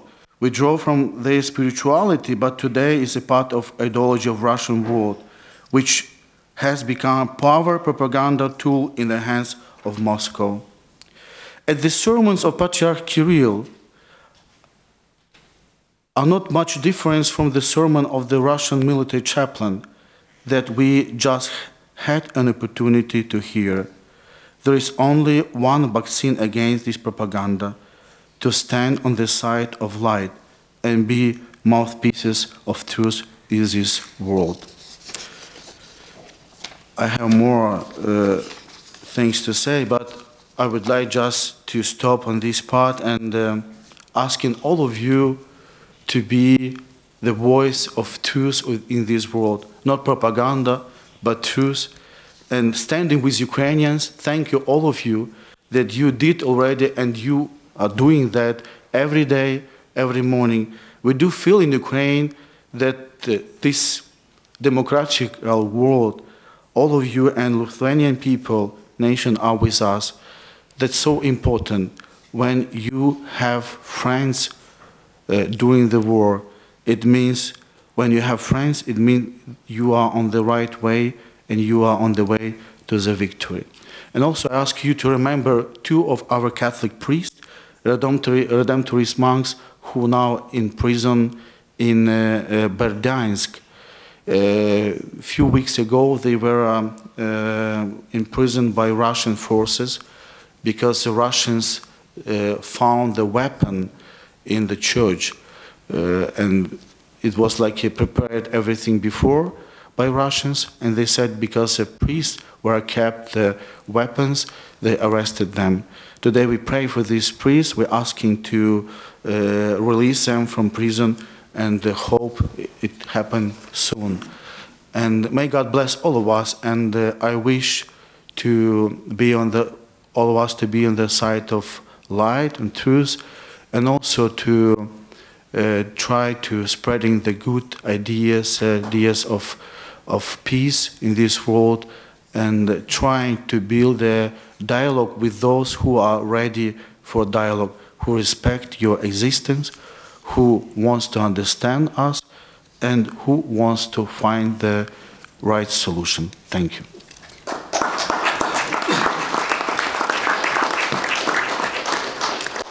And Slava Ukraine. Героям слава.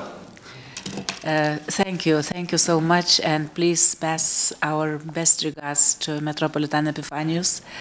We were together in Krakow last year with a very also interesting, important meeting, debate on the war in Ukraine, and also to Father Andrei from Bucha. A few weeks ago, we visited together with the EPP leadership your country, and met with the Father Andrei there, and really we are with you. doing what we can, but always when Ukrainians are thanking to us, I always say, no, it's not the reason to thank us. Thank you, because you, your people, are defending us. We are just with you in these difficult times and understand that it's our fight also for democracy. It's democracies versus autocracies, or autocracies versus democracies. Especially from yesterday messages from Moscow, we see that autocracies are trying to unite themselves, and we have to be united as well. Now I will turn to my left, asking Dr. Darius Petkūnas, Lutheran pastor and member of the Presidium in the Consistory of the Evangelical Lutheran Church of Lithuania. Floor is yours. Your Excellency Metropolitan Archbishop Gintaras Grušas, Vice Chairs of the Group of the European People's Party, Rasa Juknevičienė and Jan Olbrecht, and all honored guests. We are grateful that the Lutheran Church in Lithuania, a historic Lithuanian religious community, has been invited to this ecumenical conference. Bishop Mindaugas Sabutis conveys his most cordial greetings. He is unable to attend this meeting as he is representing the Church at the European Lutheran Church Leaders Conference in the United Kingdom. But he is with us in his prayers. It is a special honor that this meeting is held on the occasion of the visit of His Holiness Ecumenical Patriarch Bartholomew. His thoughts provide us spiritual counsel and great joy. We would, of course, be happier if the theme of the conference was not about war. Unfortunately, recent geopolitical events do not allow us to remain silent on this matter. After many decades of peace, we are once again facing a full-scale war, and the entire Eastern European region is disturbed by its effects. Since the first days of the war, Lithuanian Lutheran Church has been praying that God would help Ukraine in the distress, and has tried in every way to help the Ukrainian people. The Church's attitude on this war is clear, as it is obvious who is the aggressor and who is the victim. The aggressor is Russia, and the victim is Ukraine. Bishop Mindaugas Sabutis made this position clear in his May 2022 address to the Church. He called on the members of the Lithuanian Lutheran Church to help the suffering Ukrainian people in every possible way. The purpose of the Church is to spread the gospel of peace and to care for the salvation of souls. Accordingly, the Lutheran Church has no separate teaching concerning war, but it clearly states that when a country is being attacked by an aggressor, it is the duty of its citizens to defend it. The Church condemns the abuse and executions of civilians perpetrated by the Russian military and calls such atrocities, as well as strikes on houses, church buildings, hospitals, schools, and kindergartens, as crimes against humanity. The Lithuanian Lutheran Church is well aware of the devastating effects of the war, because it is the Christian community that suffered much during World War II. Until 1939, almost every 10th resident in Lithuania confessed the Lutheran faith. By 1944, the Church lost 87% of its members. The Soviet communist regime closed or demolished 71% of the Lutheran Church buildings in this country. In the immediate post-war period, 45% of the Lutheran clergy were convicted and deported to Siberia. Having suffered huge losses, the Lutheran Church fully understands the pain of the war. The Church and its social organizations have been helping the Ukrainian people since the first days of the war. We understood from the beginning that the war was going to be long. So even before the refugees came to Lithuania, Lutheran consistory set guidelines for providing effective aid. By opening the doors of the parsonages and other buildings to accommodate refugees, we have planned our resources so that we can take care of refugees for at least a year or more. Our parishes, diaconal organizations, and clergy coordinated their actions with the regional municipalities and local social institutions to ensure that the assistance provided was as effective as possible. The Church also explained to its members that the refugees are people of different social backgrounds, people who may struggle with various weaknesses in soul and body, and called on believers to be patient with everyone, just as God is patient with us in our weakness. The Church also observes positive changes in Lithuanian society itself. 3 decades ago, our people were the recipients of humanitarian aid. Today, Lithuanians are increasingly becoming donors themselves. The philanthropic spirit is becoming increasingly evident as people realize that caring for well-being of those in distress is not only the business of the government and its institutions, but also of the citizens themselves. The Lithuanian Lutheran Church continues to use its modest means to help the people of Ukraine in various practical ways. However, it is not entirely correct to say that we support Ukraine in times of need. Ukraine helps us today. The people of Ukraine fight against aggressor in our stead. Ukrainian soldiers die not only for their country, but also for us. Our help should be understood as an expression of gratitude for their dedication and sacrifice. The Church strongly believes that peace will reign in Ukraine. It understands that our prayers and all kinds of help will also be needed even after the end of the war. When we communicate with Ukrainian clergy who provide pastoral care for soldiers on the front line, we notice their concern that the country will have to learn to live in peace, because the wounds of war are very deep. They ask us to pray for both peace and healing of the soul wounds of the Ukrainian people. May the Lord help the Ukrainian people in this difficult time and bless them with peace. Thank you.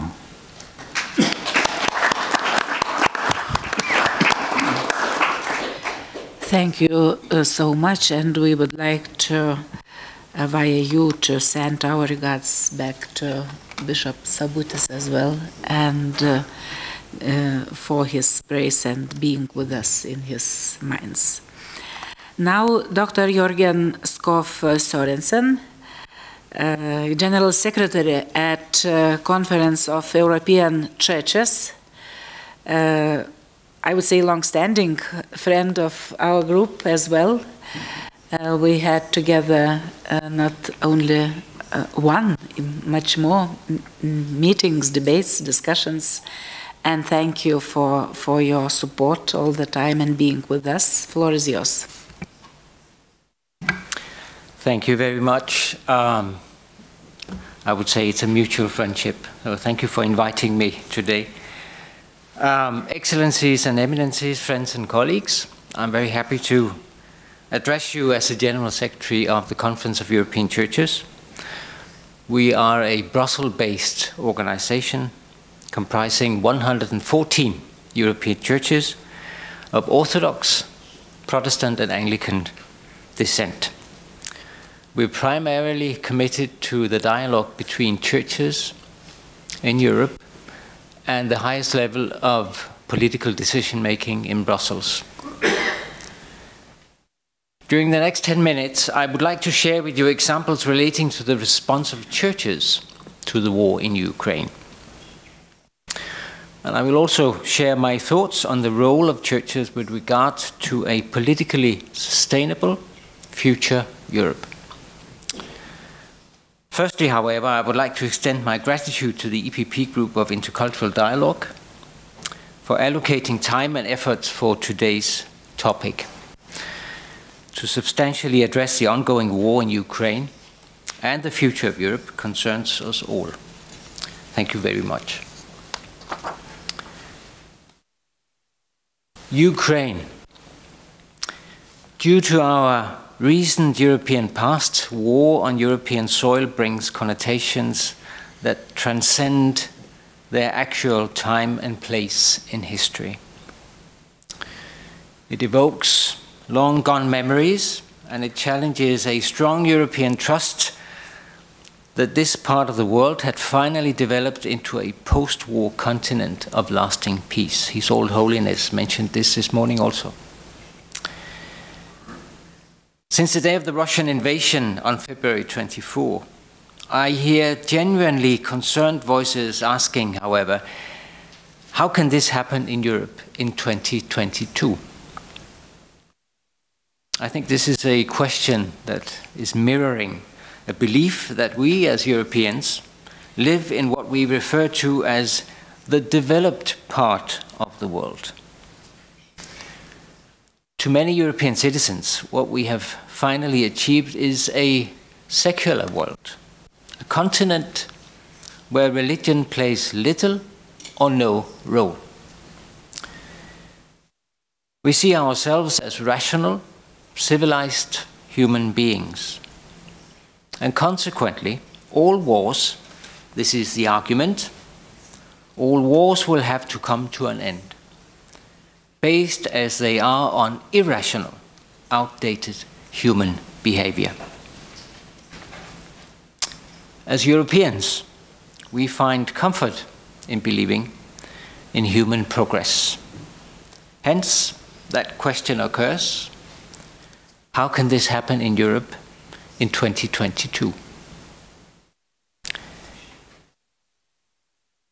The Christian theological response is simple and straightforward.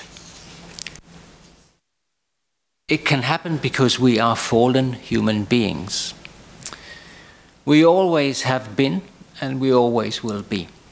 As Christians, we realize and accept that we live exclusively by and from the grace of our Lord Jesus Christ.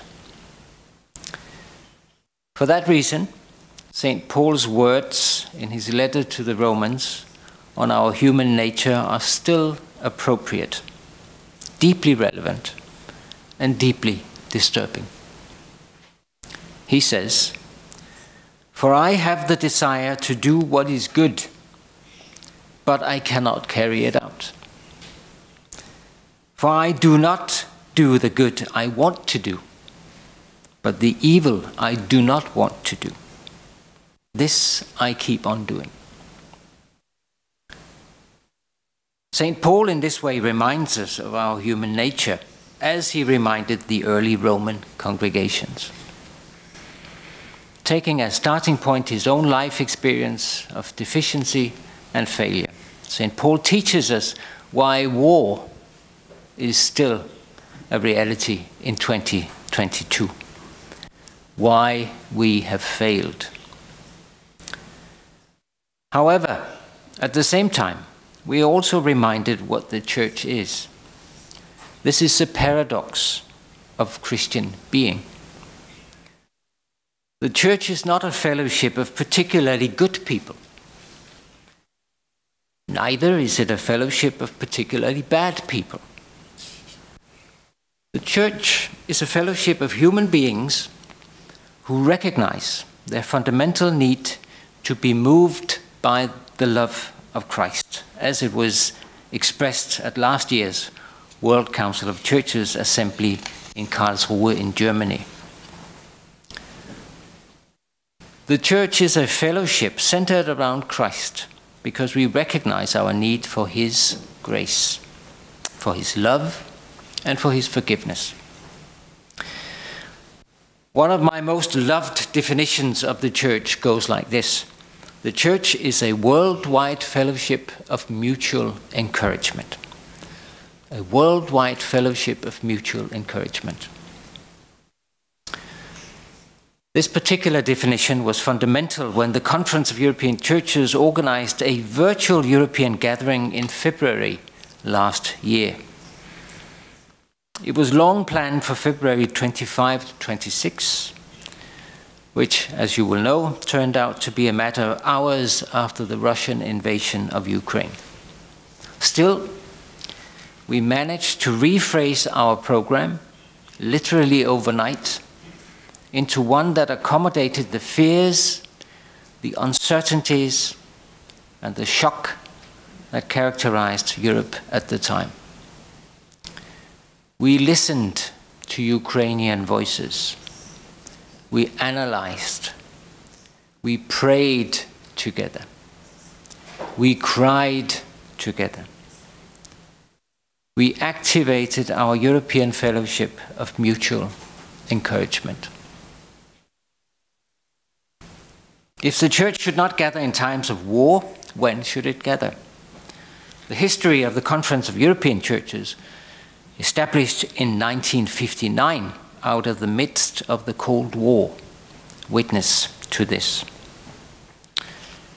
Gather to focus on Christ. Gather to cry out our vulnerability together. Gather to be silent together. Pray together. Sing together. Gather to hope together. Since the breakout of the war, and through some of the contacts established during our virtual gathering in February last year, the Conference of European Churches has kept a close link to churches in Ukraine within the past year.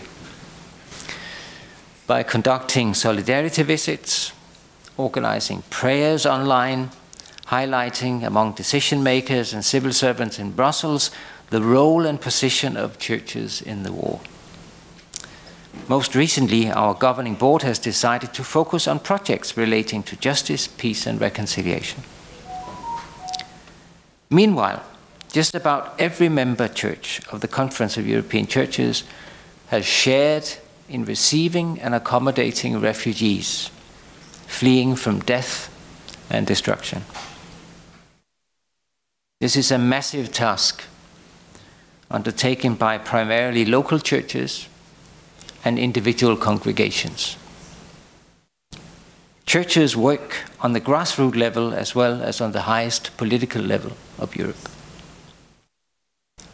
However, looking beyond our immediate reaction to the war in Ukraine, what is churches' contribution in shaping the evolution of Europe as a continent of peace, justice, and reconciliation? As you will know, churches are keen to play their role in the shaping of European identity and politics, particularly via the Article 17 of the Lisbon Treaty, a toolbox of opportunities for churches to dialogue with our decision makers in Europe. Churches may offer very concrete proposals on policies. A joint delegation from the Conference of European Churches and Comese, our Catholic counterpart in Brussels, usually pay visits to the recurring governments holding the EU presidencies to comment on the presidency's priorities. This happens within this framework of Article 17. However, churches also offer more fundamental anthropological and existential insights as building blocks to a sustainable European future. It is generally recognized that politics and political opinions do not materialize out of nowhere. This is absolutely right. Every political choice is framed in a system of belief. That which the individual holds to be good and true. Political disagreements bear witness precisely to the fact that there are different beliefs around. Different backgrounds and contexts, be they religious, social, cultural, they result in different political opinions. Similarly, not all churches in Europe can agree on all kinds of political positions, and it makes no sense to tell ourselves that we can. We are centered on the unity of Christ, yes. But churches and Christians will always reflect people's differences in general. However, with the trust granted by election and leadership comes the obligation to navigate our common boat even when the waters get rough. In the Conference of European Churches, we must always dialogue our way to an understanding that represents the voices of the churches in the broadest possible way. Our experience tells us that it is not always easy to find common ground between church families. But sometimes we are rewarded with success through dialogue, through listening, through willingness to understand the other's convictions, and through the other's willingness to understand our convictions. And, of course, by the grace of God. Not disregarding our doctrine, but setting aside our dogmatism and the occasional human urge for uniformity. Uniformity in political terms, also known as totalitarianism. The dialogue between churches, what we call ecumenism, is a necessary exercise of giving and taking, listening and talking. Churches of the ecumenical movement may, with this exercise, have a fundamental and, in fact, a unified message for our national and European decision makers. The path of giving and taking, listening and talking, is a spike in the bulwark against European political uniformity and dogmatism. At the end of the day, it's a spike in the bulwark against totalitarianism. Dear friends, thank you for walking the path of giving and taking, listening and talking. As religious leaders, as parliamentarians, as politicians, thank you for being a spike in the bulwark against European political uniformity and dogmatism. And thank you for your attention.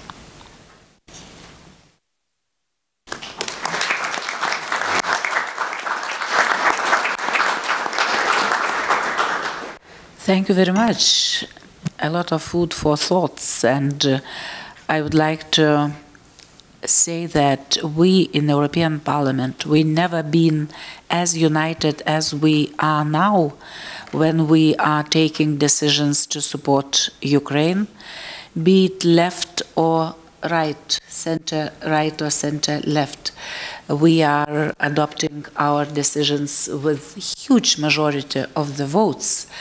And it comes sometimes to 80 or 90% of those who voted at that time in the chamber. So it's really, this war also helped politicians to be more united than ever before, be it in NATO, be it in EU, or be it in European Parliament, everywhere. So for us Christians of different confessions, I think it's also obvious that unity and dialogue is necessary.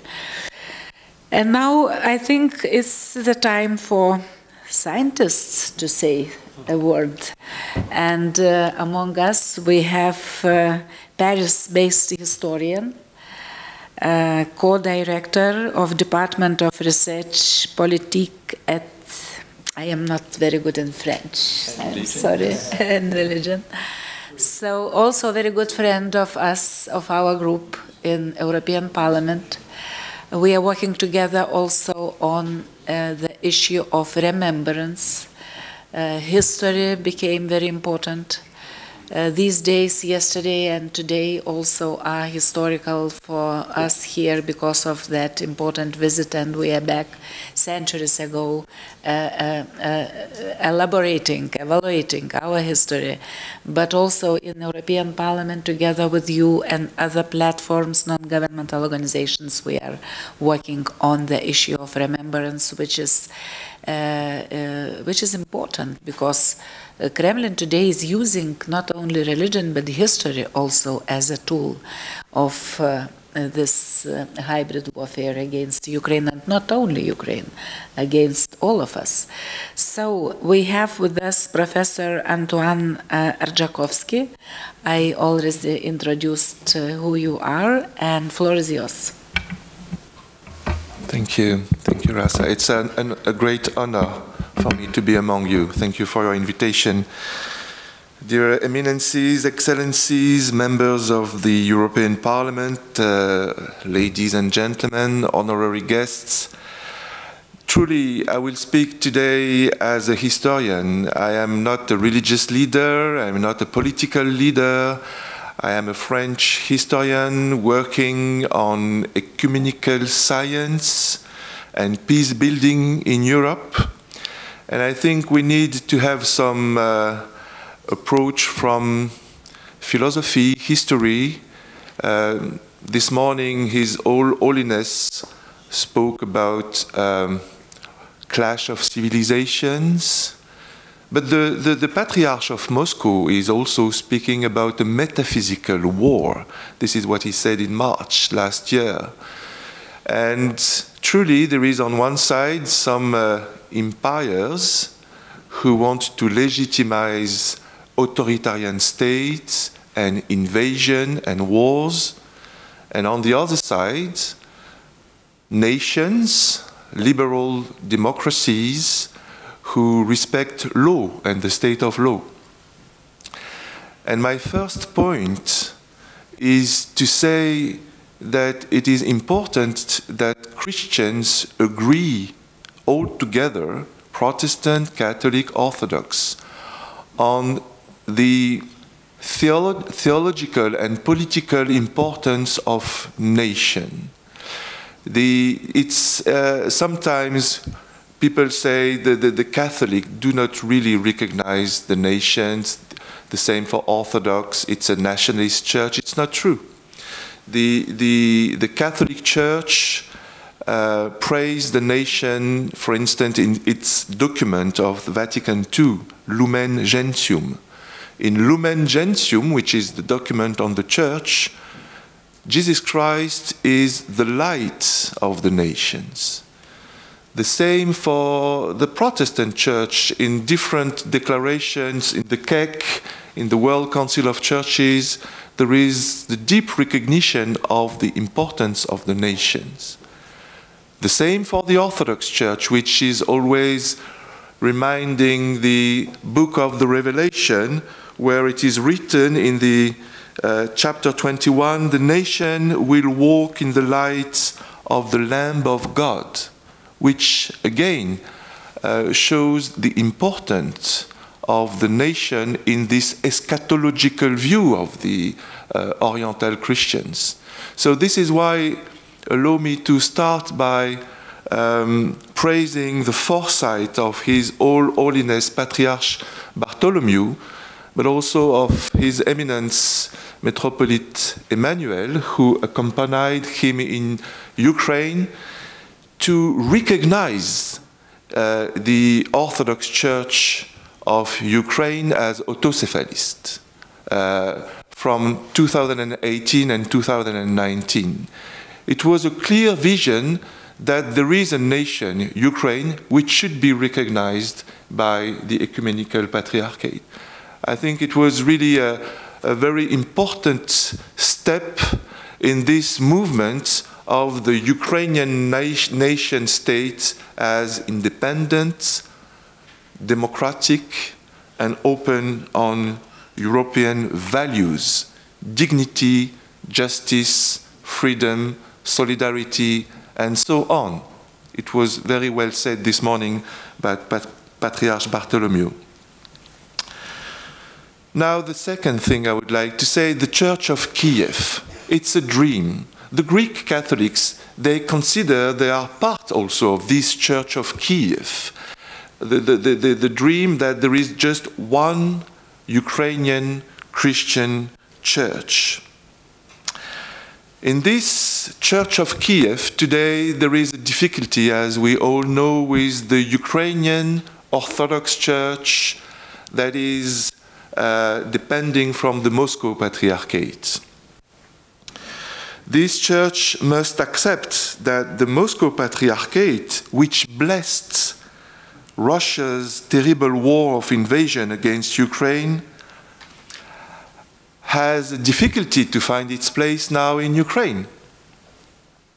After Mariupol and Bucha, it is difficult to see how the Moscow Patriarchate could still control the holy places of the Ukrainian nation, as the Saint Anthony Lavra in Kiev, of the caves of Kiev, which before the colonization of Ukraine by the Russian Empire came under the Church of Kiev.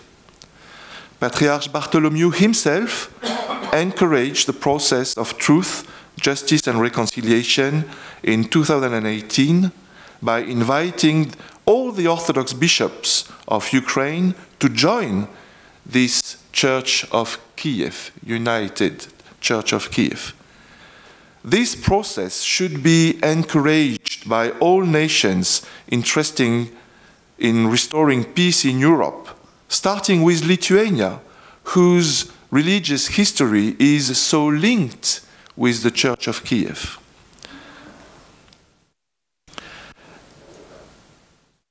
Unfortunately, many Orthodox Christians in Ukraine do not have access to the authentic history of the Church of Kiev and have had to submit to the colonial narrative of the Russian Empire. In fact, the deepest identity of the Church of Kiev, as defined in the Confession of Faith of Metropolitan Petro Morila in the 17th century, in 1630, and as it appears in his correspondence with the United Metropolitan of Kiev, Yosif Velamin Rutsky, who came from Vilnius, consisted in wanting to maintain the heritage of the Council of Florence of 1439 and to adhere to a double communion both with Rome and with Constantinople. That was the main dream of the Church of Kiev. That is the main foundation of the Ukrainian nation. I know that the Church of Constantinople today has itself distanced from the Council of Florence. But wouldn't it be time to question the conditions of the Synod of Constantinople in 1484, during which the decisions of the Council of Florence were abrogated, as if absolutely nothing had happened 45 years earlier, although we know that the Patriarch of Bartholomew, the Patriarch of Constantinople at that time died during the council and is buried in the Catholic Church of Florence today.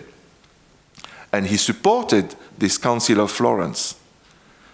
Can we accept in the 21st century such historical negationism, especially after the studies that have been carried out for 50 years on this council and which rehabilitate this authenticity? Should we not remember that this repeal decision of 1484 was the direct consequence of the fall of Constantinople before the Ottomans in 1453?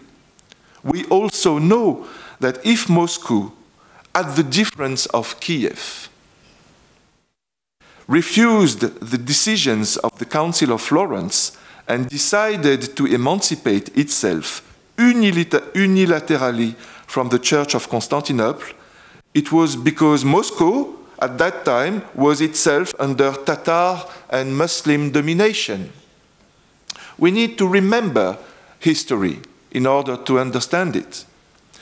These questions may be difficult for Orthodox Christians in the 21st century to listen, yet everyone understands that the Orthodox Church must agree to renew its reflection and truly repent for its past blindness.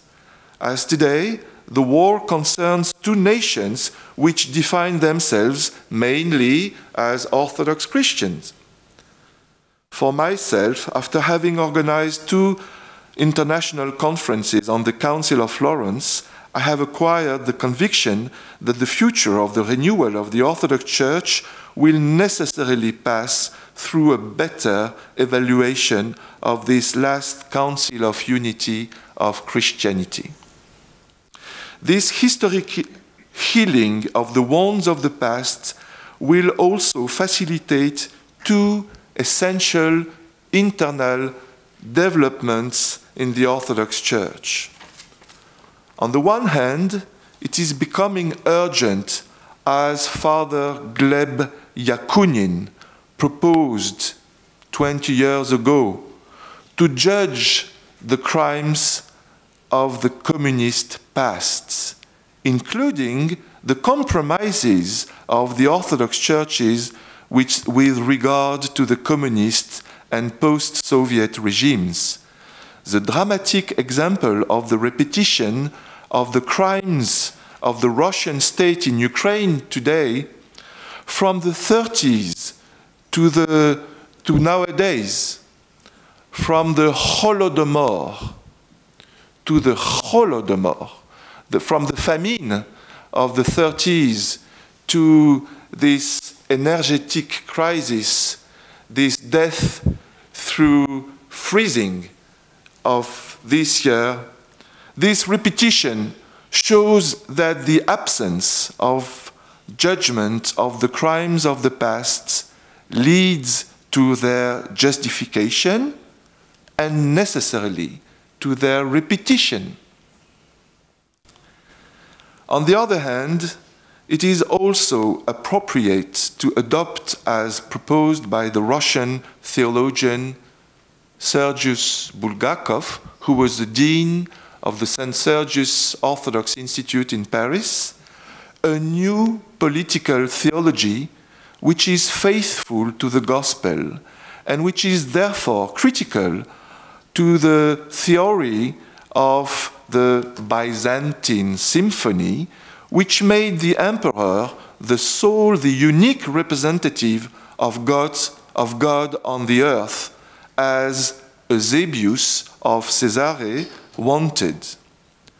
The next Pan-Orthodox Council, I hope, Your Eminence, could adopt on its agenda the definition of a new relationship with the political world that is more evangelical, fairer, and ultimately more ecumenical. Thanks to this double movement of conscience, the leadership of the ecumenical patriarchate will grow from it. He who refused compromises with the communist regimes during the Cold War, he who, under the leadership of Patriarch Bartholomew, has always criticized false political theologies and supported the process of pan-Orthodox reconciliation, but also reconciliation with the Church of Rome through a process of truth, justice, and reconciliation. Such a movement will also, I hope, promote the emergence of a new local church, including in Lithuania.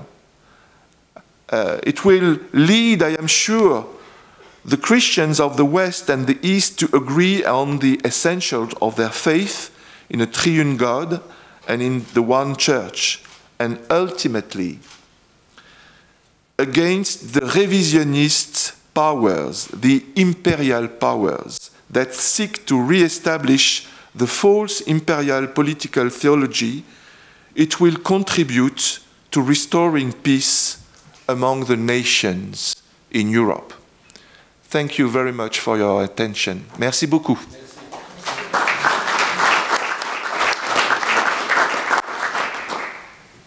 Really, merci beaucoup. You reminded me again our visit, EPP presidency visit to Kiev a few weeks ago, and we visited Babi Yar, where 33,000 of Jewish were killed during the Second World War by Nazis. And we met with Jewish rabbi there. And his message to us was that we are talking, very often saying, never again, but it happened.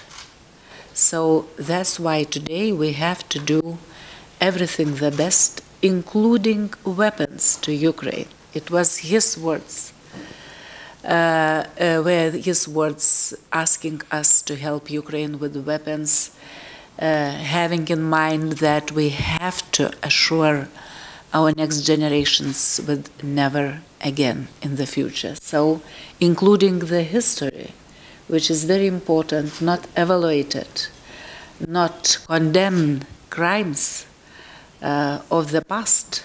They are here now in the same continent, in Ukraine.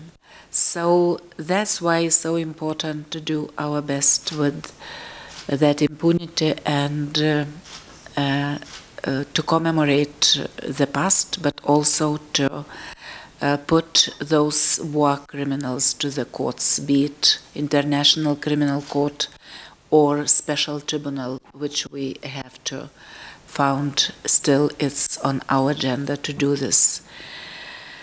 Now we have some time, and I would like to ask our audience, maybe somebody of you would like to have some short interventions or questions, and please introduce yourself, and I will start from the first most brave ambassador. Thank you very much, Ambassador of Armenia, Ovanes Igitian. So thank you very much, and of course, so Excellencies, Members of Parliament, Your Eminence, bishops, and all state, religion, and diplomatic servants. I think it's a very good idea sometime for diplomats, for politicians to hear directly, can I call religion servants? You know, because, for example, when we are talking, for example, about fundamental human rights, they are not came from internet, they are not came from air. If we will go deeply, we understand that a lot of values and principles, they came from main commandments, which we lived during 1,000 years in Europe. In fact, don't kill or don't steal or love instead of hate. It came from our history and from, I can say from Christianity, but in fact, all religions, like His Holiness Patriarch Bartholomew say, not from fake religions, because or religions which are under control of some power. In fact, all these principles and values came from our past, which emphasized by our Christian leaders in the past. It's very important, and I think it's very important for us to remember it. And if we will translate what main commandments says, that it's in fact they are against any aggression, against killing, against any what we bad things which we see in many parts of the world. And I think it's very important to come back to the basis which we have. And like one high-level person blamed European Union, he said that it's like Christian club. It's yes and no. It's not Christian club like a club of believers. It's Christian club which based on the main values which came from the Christianity. And the main accusation of these main principles, they are in the criminal codes or in the all principle of any tribunals. In fact, we are like Christians, I can say about me, like person who belong to Armenian Apostolic Church. We are not killing not because somebody will accuse us for that. We are not killing or steal something because it's forbidden by law. It came from our mentality. It's very important if some politicians will remember about this, about the Christian values, not only Christian, because really all confessions have the same. So it's very important. I think if we will hear more often our religion leaders, it will be more useful for politicians, for diplomats, for states and the leaders of states. Thank you very much. Thank you. I see Professor Irena Vaišvilaitė. Thank you very much. I will try to be very brief, and I would like to start for thanking you and your group for organizing this event and for Parliament of Lithuania receiving it. That collaboration is very important, and I would like just to point to one issue that was so deeply addressed in this meeting, and I really hope that message, and I would say exactly the talks that were given here would get possibly the widest audience in Lithuania, because what war does to us as human beings, it poisons our soul, it destroys us. Even if we are not physically attacked, Lithuania, yes, Lithuania participates in war, in compassion and everything, but war brings also horrible things to human beings. And one of those is to see religion, as we were hearing about it, as instrument, and to see it, even if you are not religious, from outside, it really damages idea of religion of such. It damages understanding of religion. And that poison of the war does not end with the war. We see societies very deeply divided. We see situations very simplified, very simple thoughts, like we are all in trenches, believers and not.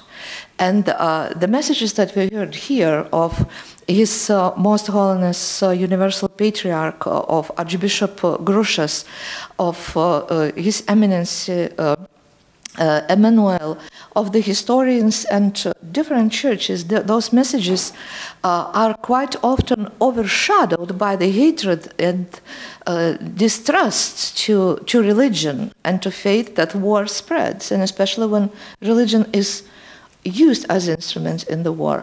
So I consider this event here in the Parliament, and thank you very much for inviting us, I think also from everybody, because it is really very, very profound and very, I would say, future-looking event. Putting a question of peace as reconciliation and as a conversion into focus. It has to be heard in political fora, in social fora, in open, and it has to be heard much often. So I think that's really very serious. It's a fundamental event that we are participants here, and I think it's also a spiritual event. And thank you very much for this. Thank you so much. I don't see any more hands. Vladimiras Yarmolenko, my colleague, also the person who voted for independence in this building. First of all, thank for everyone here and outside in this world to feel what the one of you is mentioning, the Christ is the light. And I say it's more, it's the Christ is the love, and it means that it's the way. In every one religion you can have this terminology, from Catholics to the Muslims if it's necessary. I have during my life, I have my personal feeling. I was born in the mixed family after the Second World War. You know, I'm talking about the one small stone in this big mosaic of the world and history and the trust and what does it mean, evil and God, and light and love and death, and terrible murder and other things. The light, it's easy, you know. You're coming to the world and you don't understand nothing. You see only light. First feeling of the baby's born. And this is good, because after your family, your friends, your personal life existing in this world, if it's personal human being life or not the life of the mother. You mentioned, some of you also, the terminology as Holodomor. It's my personal stone, because my name is Yarmolenko. And the father part, my father was only alone in the world from the big family with the very rich history in Ukraine. The other one part of my heart, it's Russia. My mother, Russian from the centuries, and after the war they married and I born, but I have in my family only one grandma from mother's side. And you see, this interesting. I'm talking in this building to proclaiming the independence of this republic. They are signing the Constitution here, you know. On other one side, all of them are ambassadors. And here's our team, you know. Left side and right side. You see, it's very interesting time to time when the grandma teaching me, look, we are living in the Lithuania, but our cross is coming in the heart, not out the heart. Its difference not big, because the common thing is the heart. You know, the in or out, it's of course from the heart. It means church, it means God, it means believing. Don't mix the churches if you don't want it, or mix if you want it. And I understand very well what does it mean false church. What does it mean small false church? And what is the means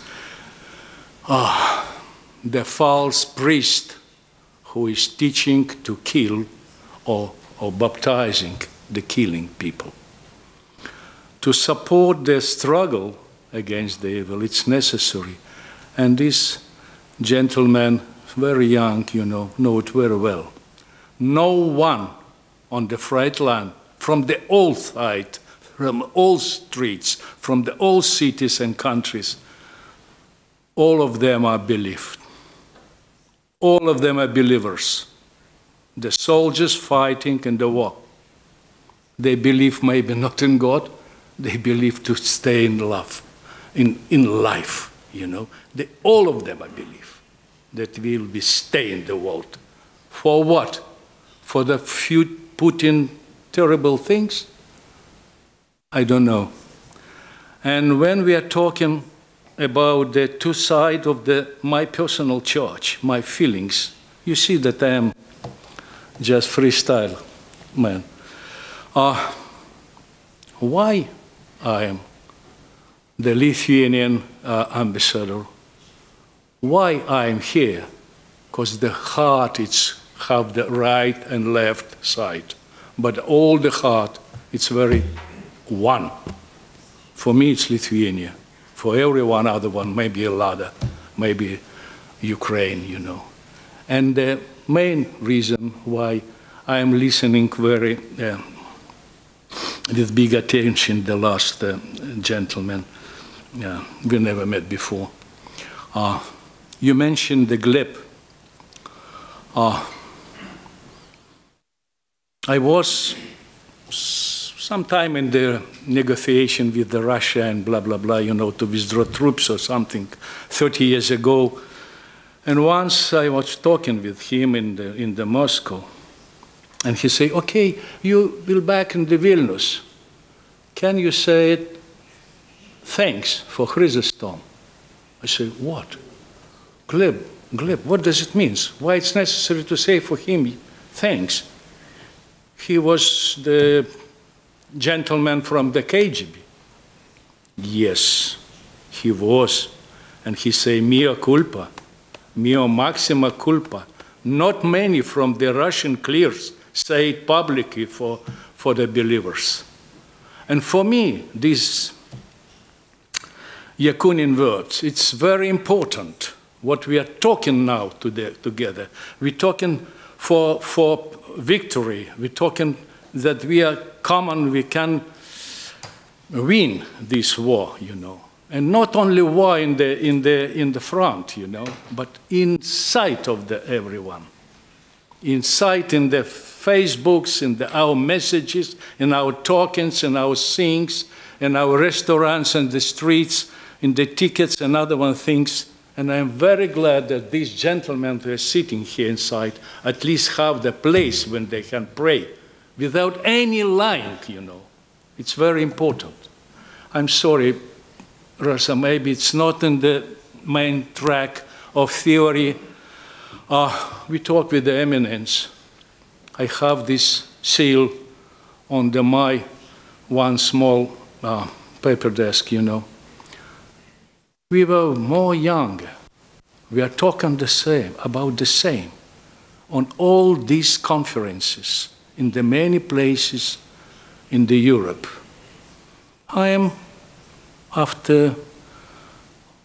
can say I am European, and it's not the limit. I am in the world. I'm just born. Thank you very much that you are in the struggle for good and Christian and light things. Thank you. Thank you, Rasa.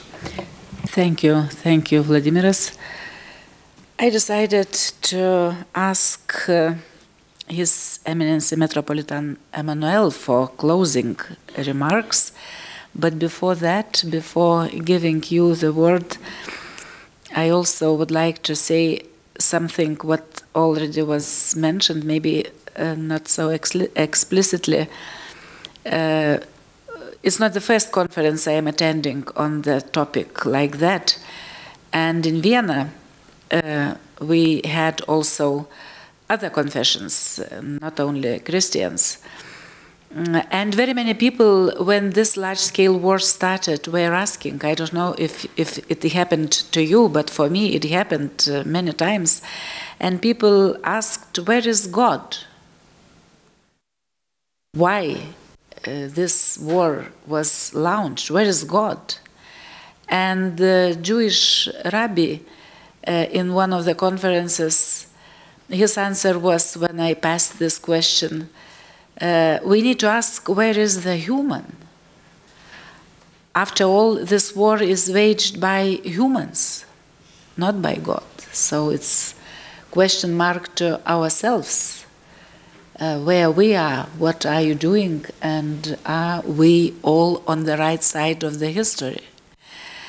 So, yes, and this is very, very, very, very important to have those answers for all of us. So now Your Eminence, Metropolitan Emmanuel, word for you, and then, of course, Jan Olbricht will be the last one. Thank you, Madam Chair, and I'm very glad I'm not the last one, because it's an EPP gathering, first of all, but I must say that I'm very glad that we are there from the very beginning of this endeavor, and it's a common venture, if I can say, where the engagement of religious communities, of churches, as the General Secretary of the Conference of European Churches mentioned, that we are all together, we are on the same line. And here we are not having any fundamental difference whether we are Greek Orthodox, Russian Orthodox, of the free world I'm talking about, and Ukrainian Catholic or Protestants in Ukraine, but we are fighting for the freedom, first of all, of this country, a sovereign country. I do remember that we were there with the Patriarch at the celebrations of the 30th anniversary just a few months before the invasion, in August, late August. And we were at the parade.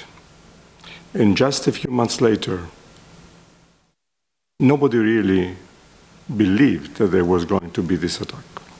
So, because I see that the sun is coming, and I like the sun, and I don't like to have any clouds, and there were some clouds that I heard from my dear friend Antoine earlier, and I would like to disseminate this with a few words. We cannot have another conference today, at least. The question is not about the Council of Florence. Definitely not. And the difference between Orthodox and Greek Catholic, it's not going to be solved by a new council. We don't have any difference. We are fighting the same ideas, and we are together. And I think that the ecumenical movement, the way we are moving, gives us this floor for not changing history. What happened in the 15th century has happened. But we have everything possible, and we are having excellent relations. And I'm very proud that these relations are shown also in the participation of all communities in the council, of churches and religious communities in Ukraine. They were received recently by the Pope in Rome. Metropolitan Epiphany came to pay a visit to the Ecumenical Patriarch Kate also in January, late January, just after Rome. I do not see the problem there, but I see that we need to continue, first of all, to look at each other in the eyes and continue this friendship, engagement, as I said, of the free world against the invasion, the one who invaded the country of Ukraine. I think we have to leave these theological questions, because I said the war in Ukraine was not about religion, and I repeat it. It's not about the differences of our theological discussions. We have other fora to live it and to engage into this. We have our bilateral theological dialogue where the Roman Catholic, including the Greek Catholic, are participating with the Orthodox in finding a solution of the question of our unity. The next meeting of the Mixed Commission is going to be very soon, end of May, if I remember correctly, in Alexandria in Egypt. So I think the main question for us is to stay united, to be to have more solidarity among us and to be able, with the help of the international community, to be able to give an answer and to be together united, especially on this war in Ukraine. I think this is the most important, and if we leave from this room is that with the expectations that we have not solved the problem, but at least we touch upon some realities. And we are very grateful to the European People's Party for this gathering. I think it's very timely, and it opens the way for further consideration, further engagement, and further discussions among us. And we are grateful to you, Rasa, and to also Vice Chair Jan Olbricht for this initiative. And we hope that this will have a future, and we're looking forward to engaging more in this discussion and the presence, especially in Ukraine, to give hope to the people in a hopeless situation. Thank you.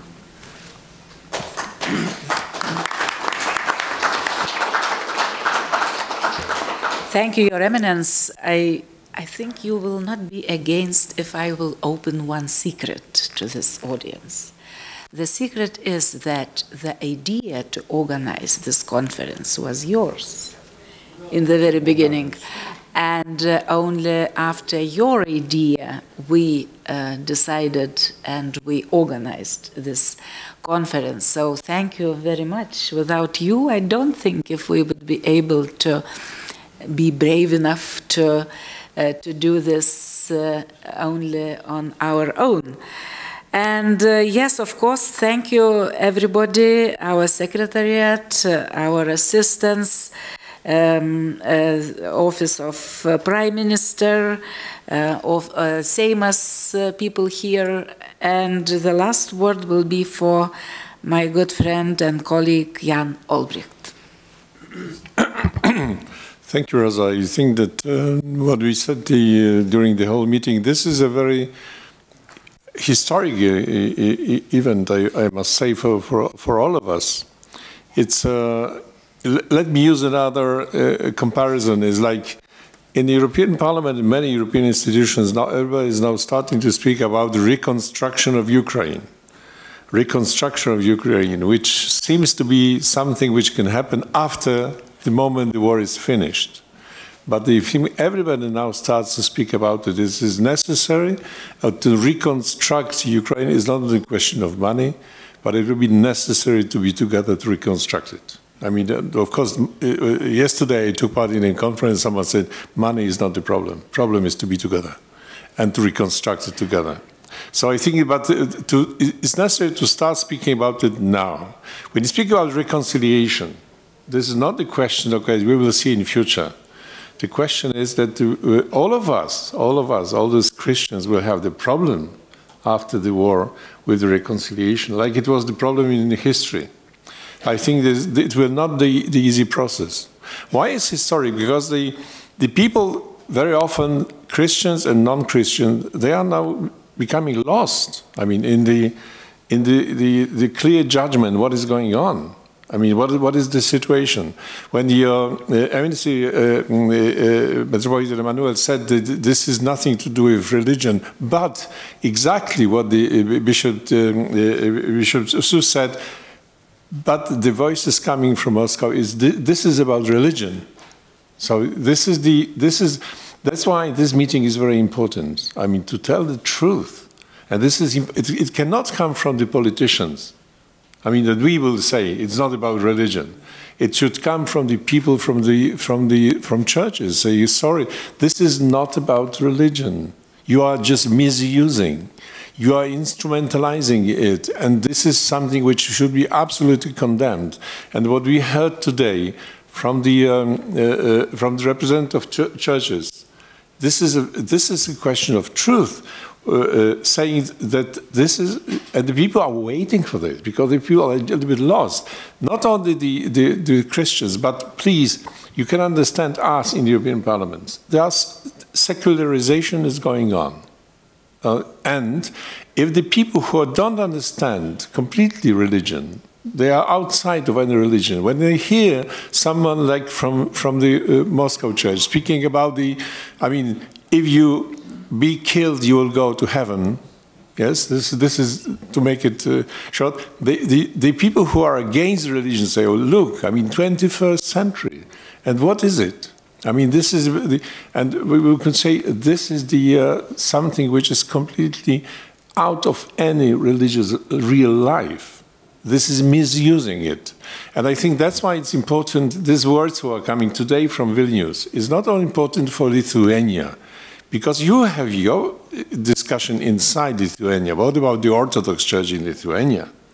But this is also important for all of us. To have this, that's why I said we will take the words from here and saying to the people who are not involved in any churches, saying that don't mix it.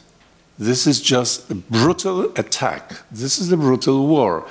And misusing the religion. I think so. I would like to thank the representative of different churches and of course the bishop, His Holiness Secretary General. This is not the first time. We will repeat it. We will have to repeat it around Europe. We have to repeat it because this message should be very clear. Because misusing of religion can happen not only in Ukraine, can happen everywhere. So we should be very careful if we are thinking about ourselves, that we are people who are really referring to Christian values. If we really believe in this, we need this kind of message coming and to repeat the truth. So I'd like to thank you very much for this meeting. Thank you for the idea coming, as I see, from Metropolitan Emmanuel, but thank you for Raza, who made it work, and to say that it was just like saying, listen, we have to do it, we have 1 month. And so it means that everything is possible. I think, and I hope that this meeting will have very serious consequences in Lithuania, but also in Europe. So thank you once again. Thank you. Thank you for coming.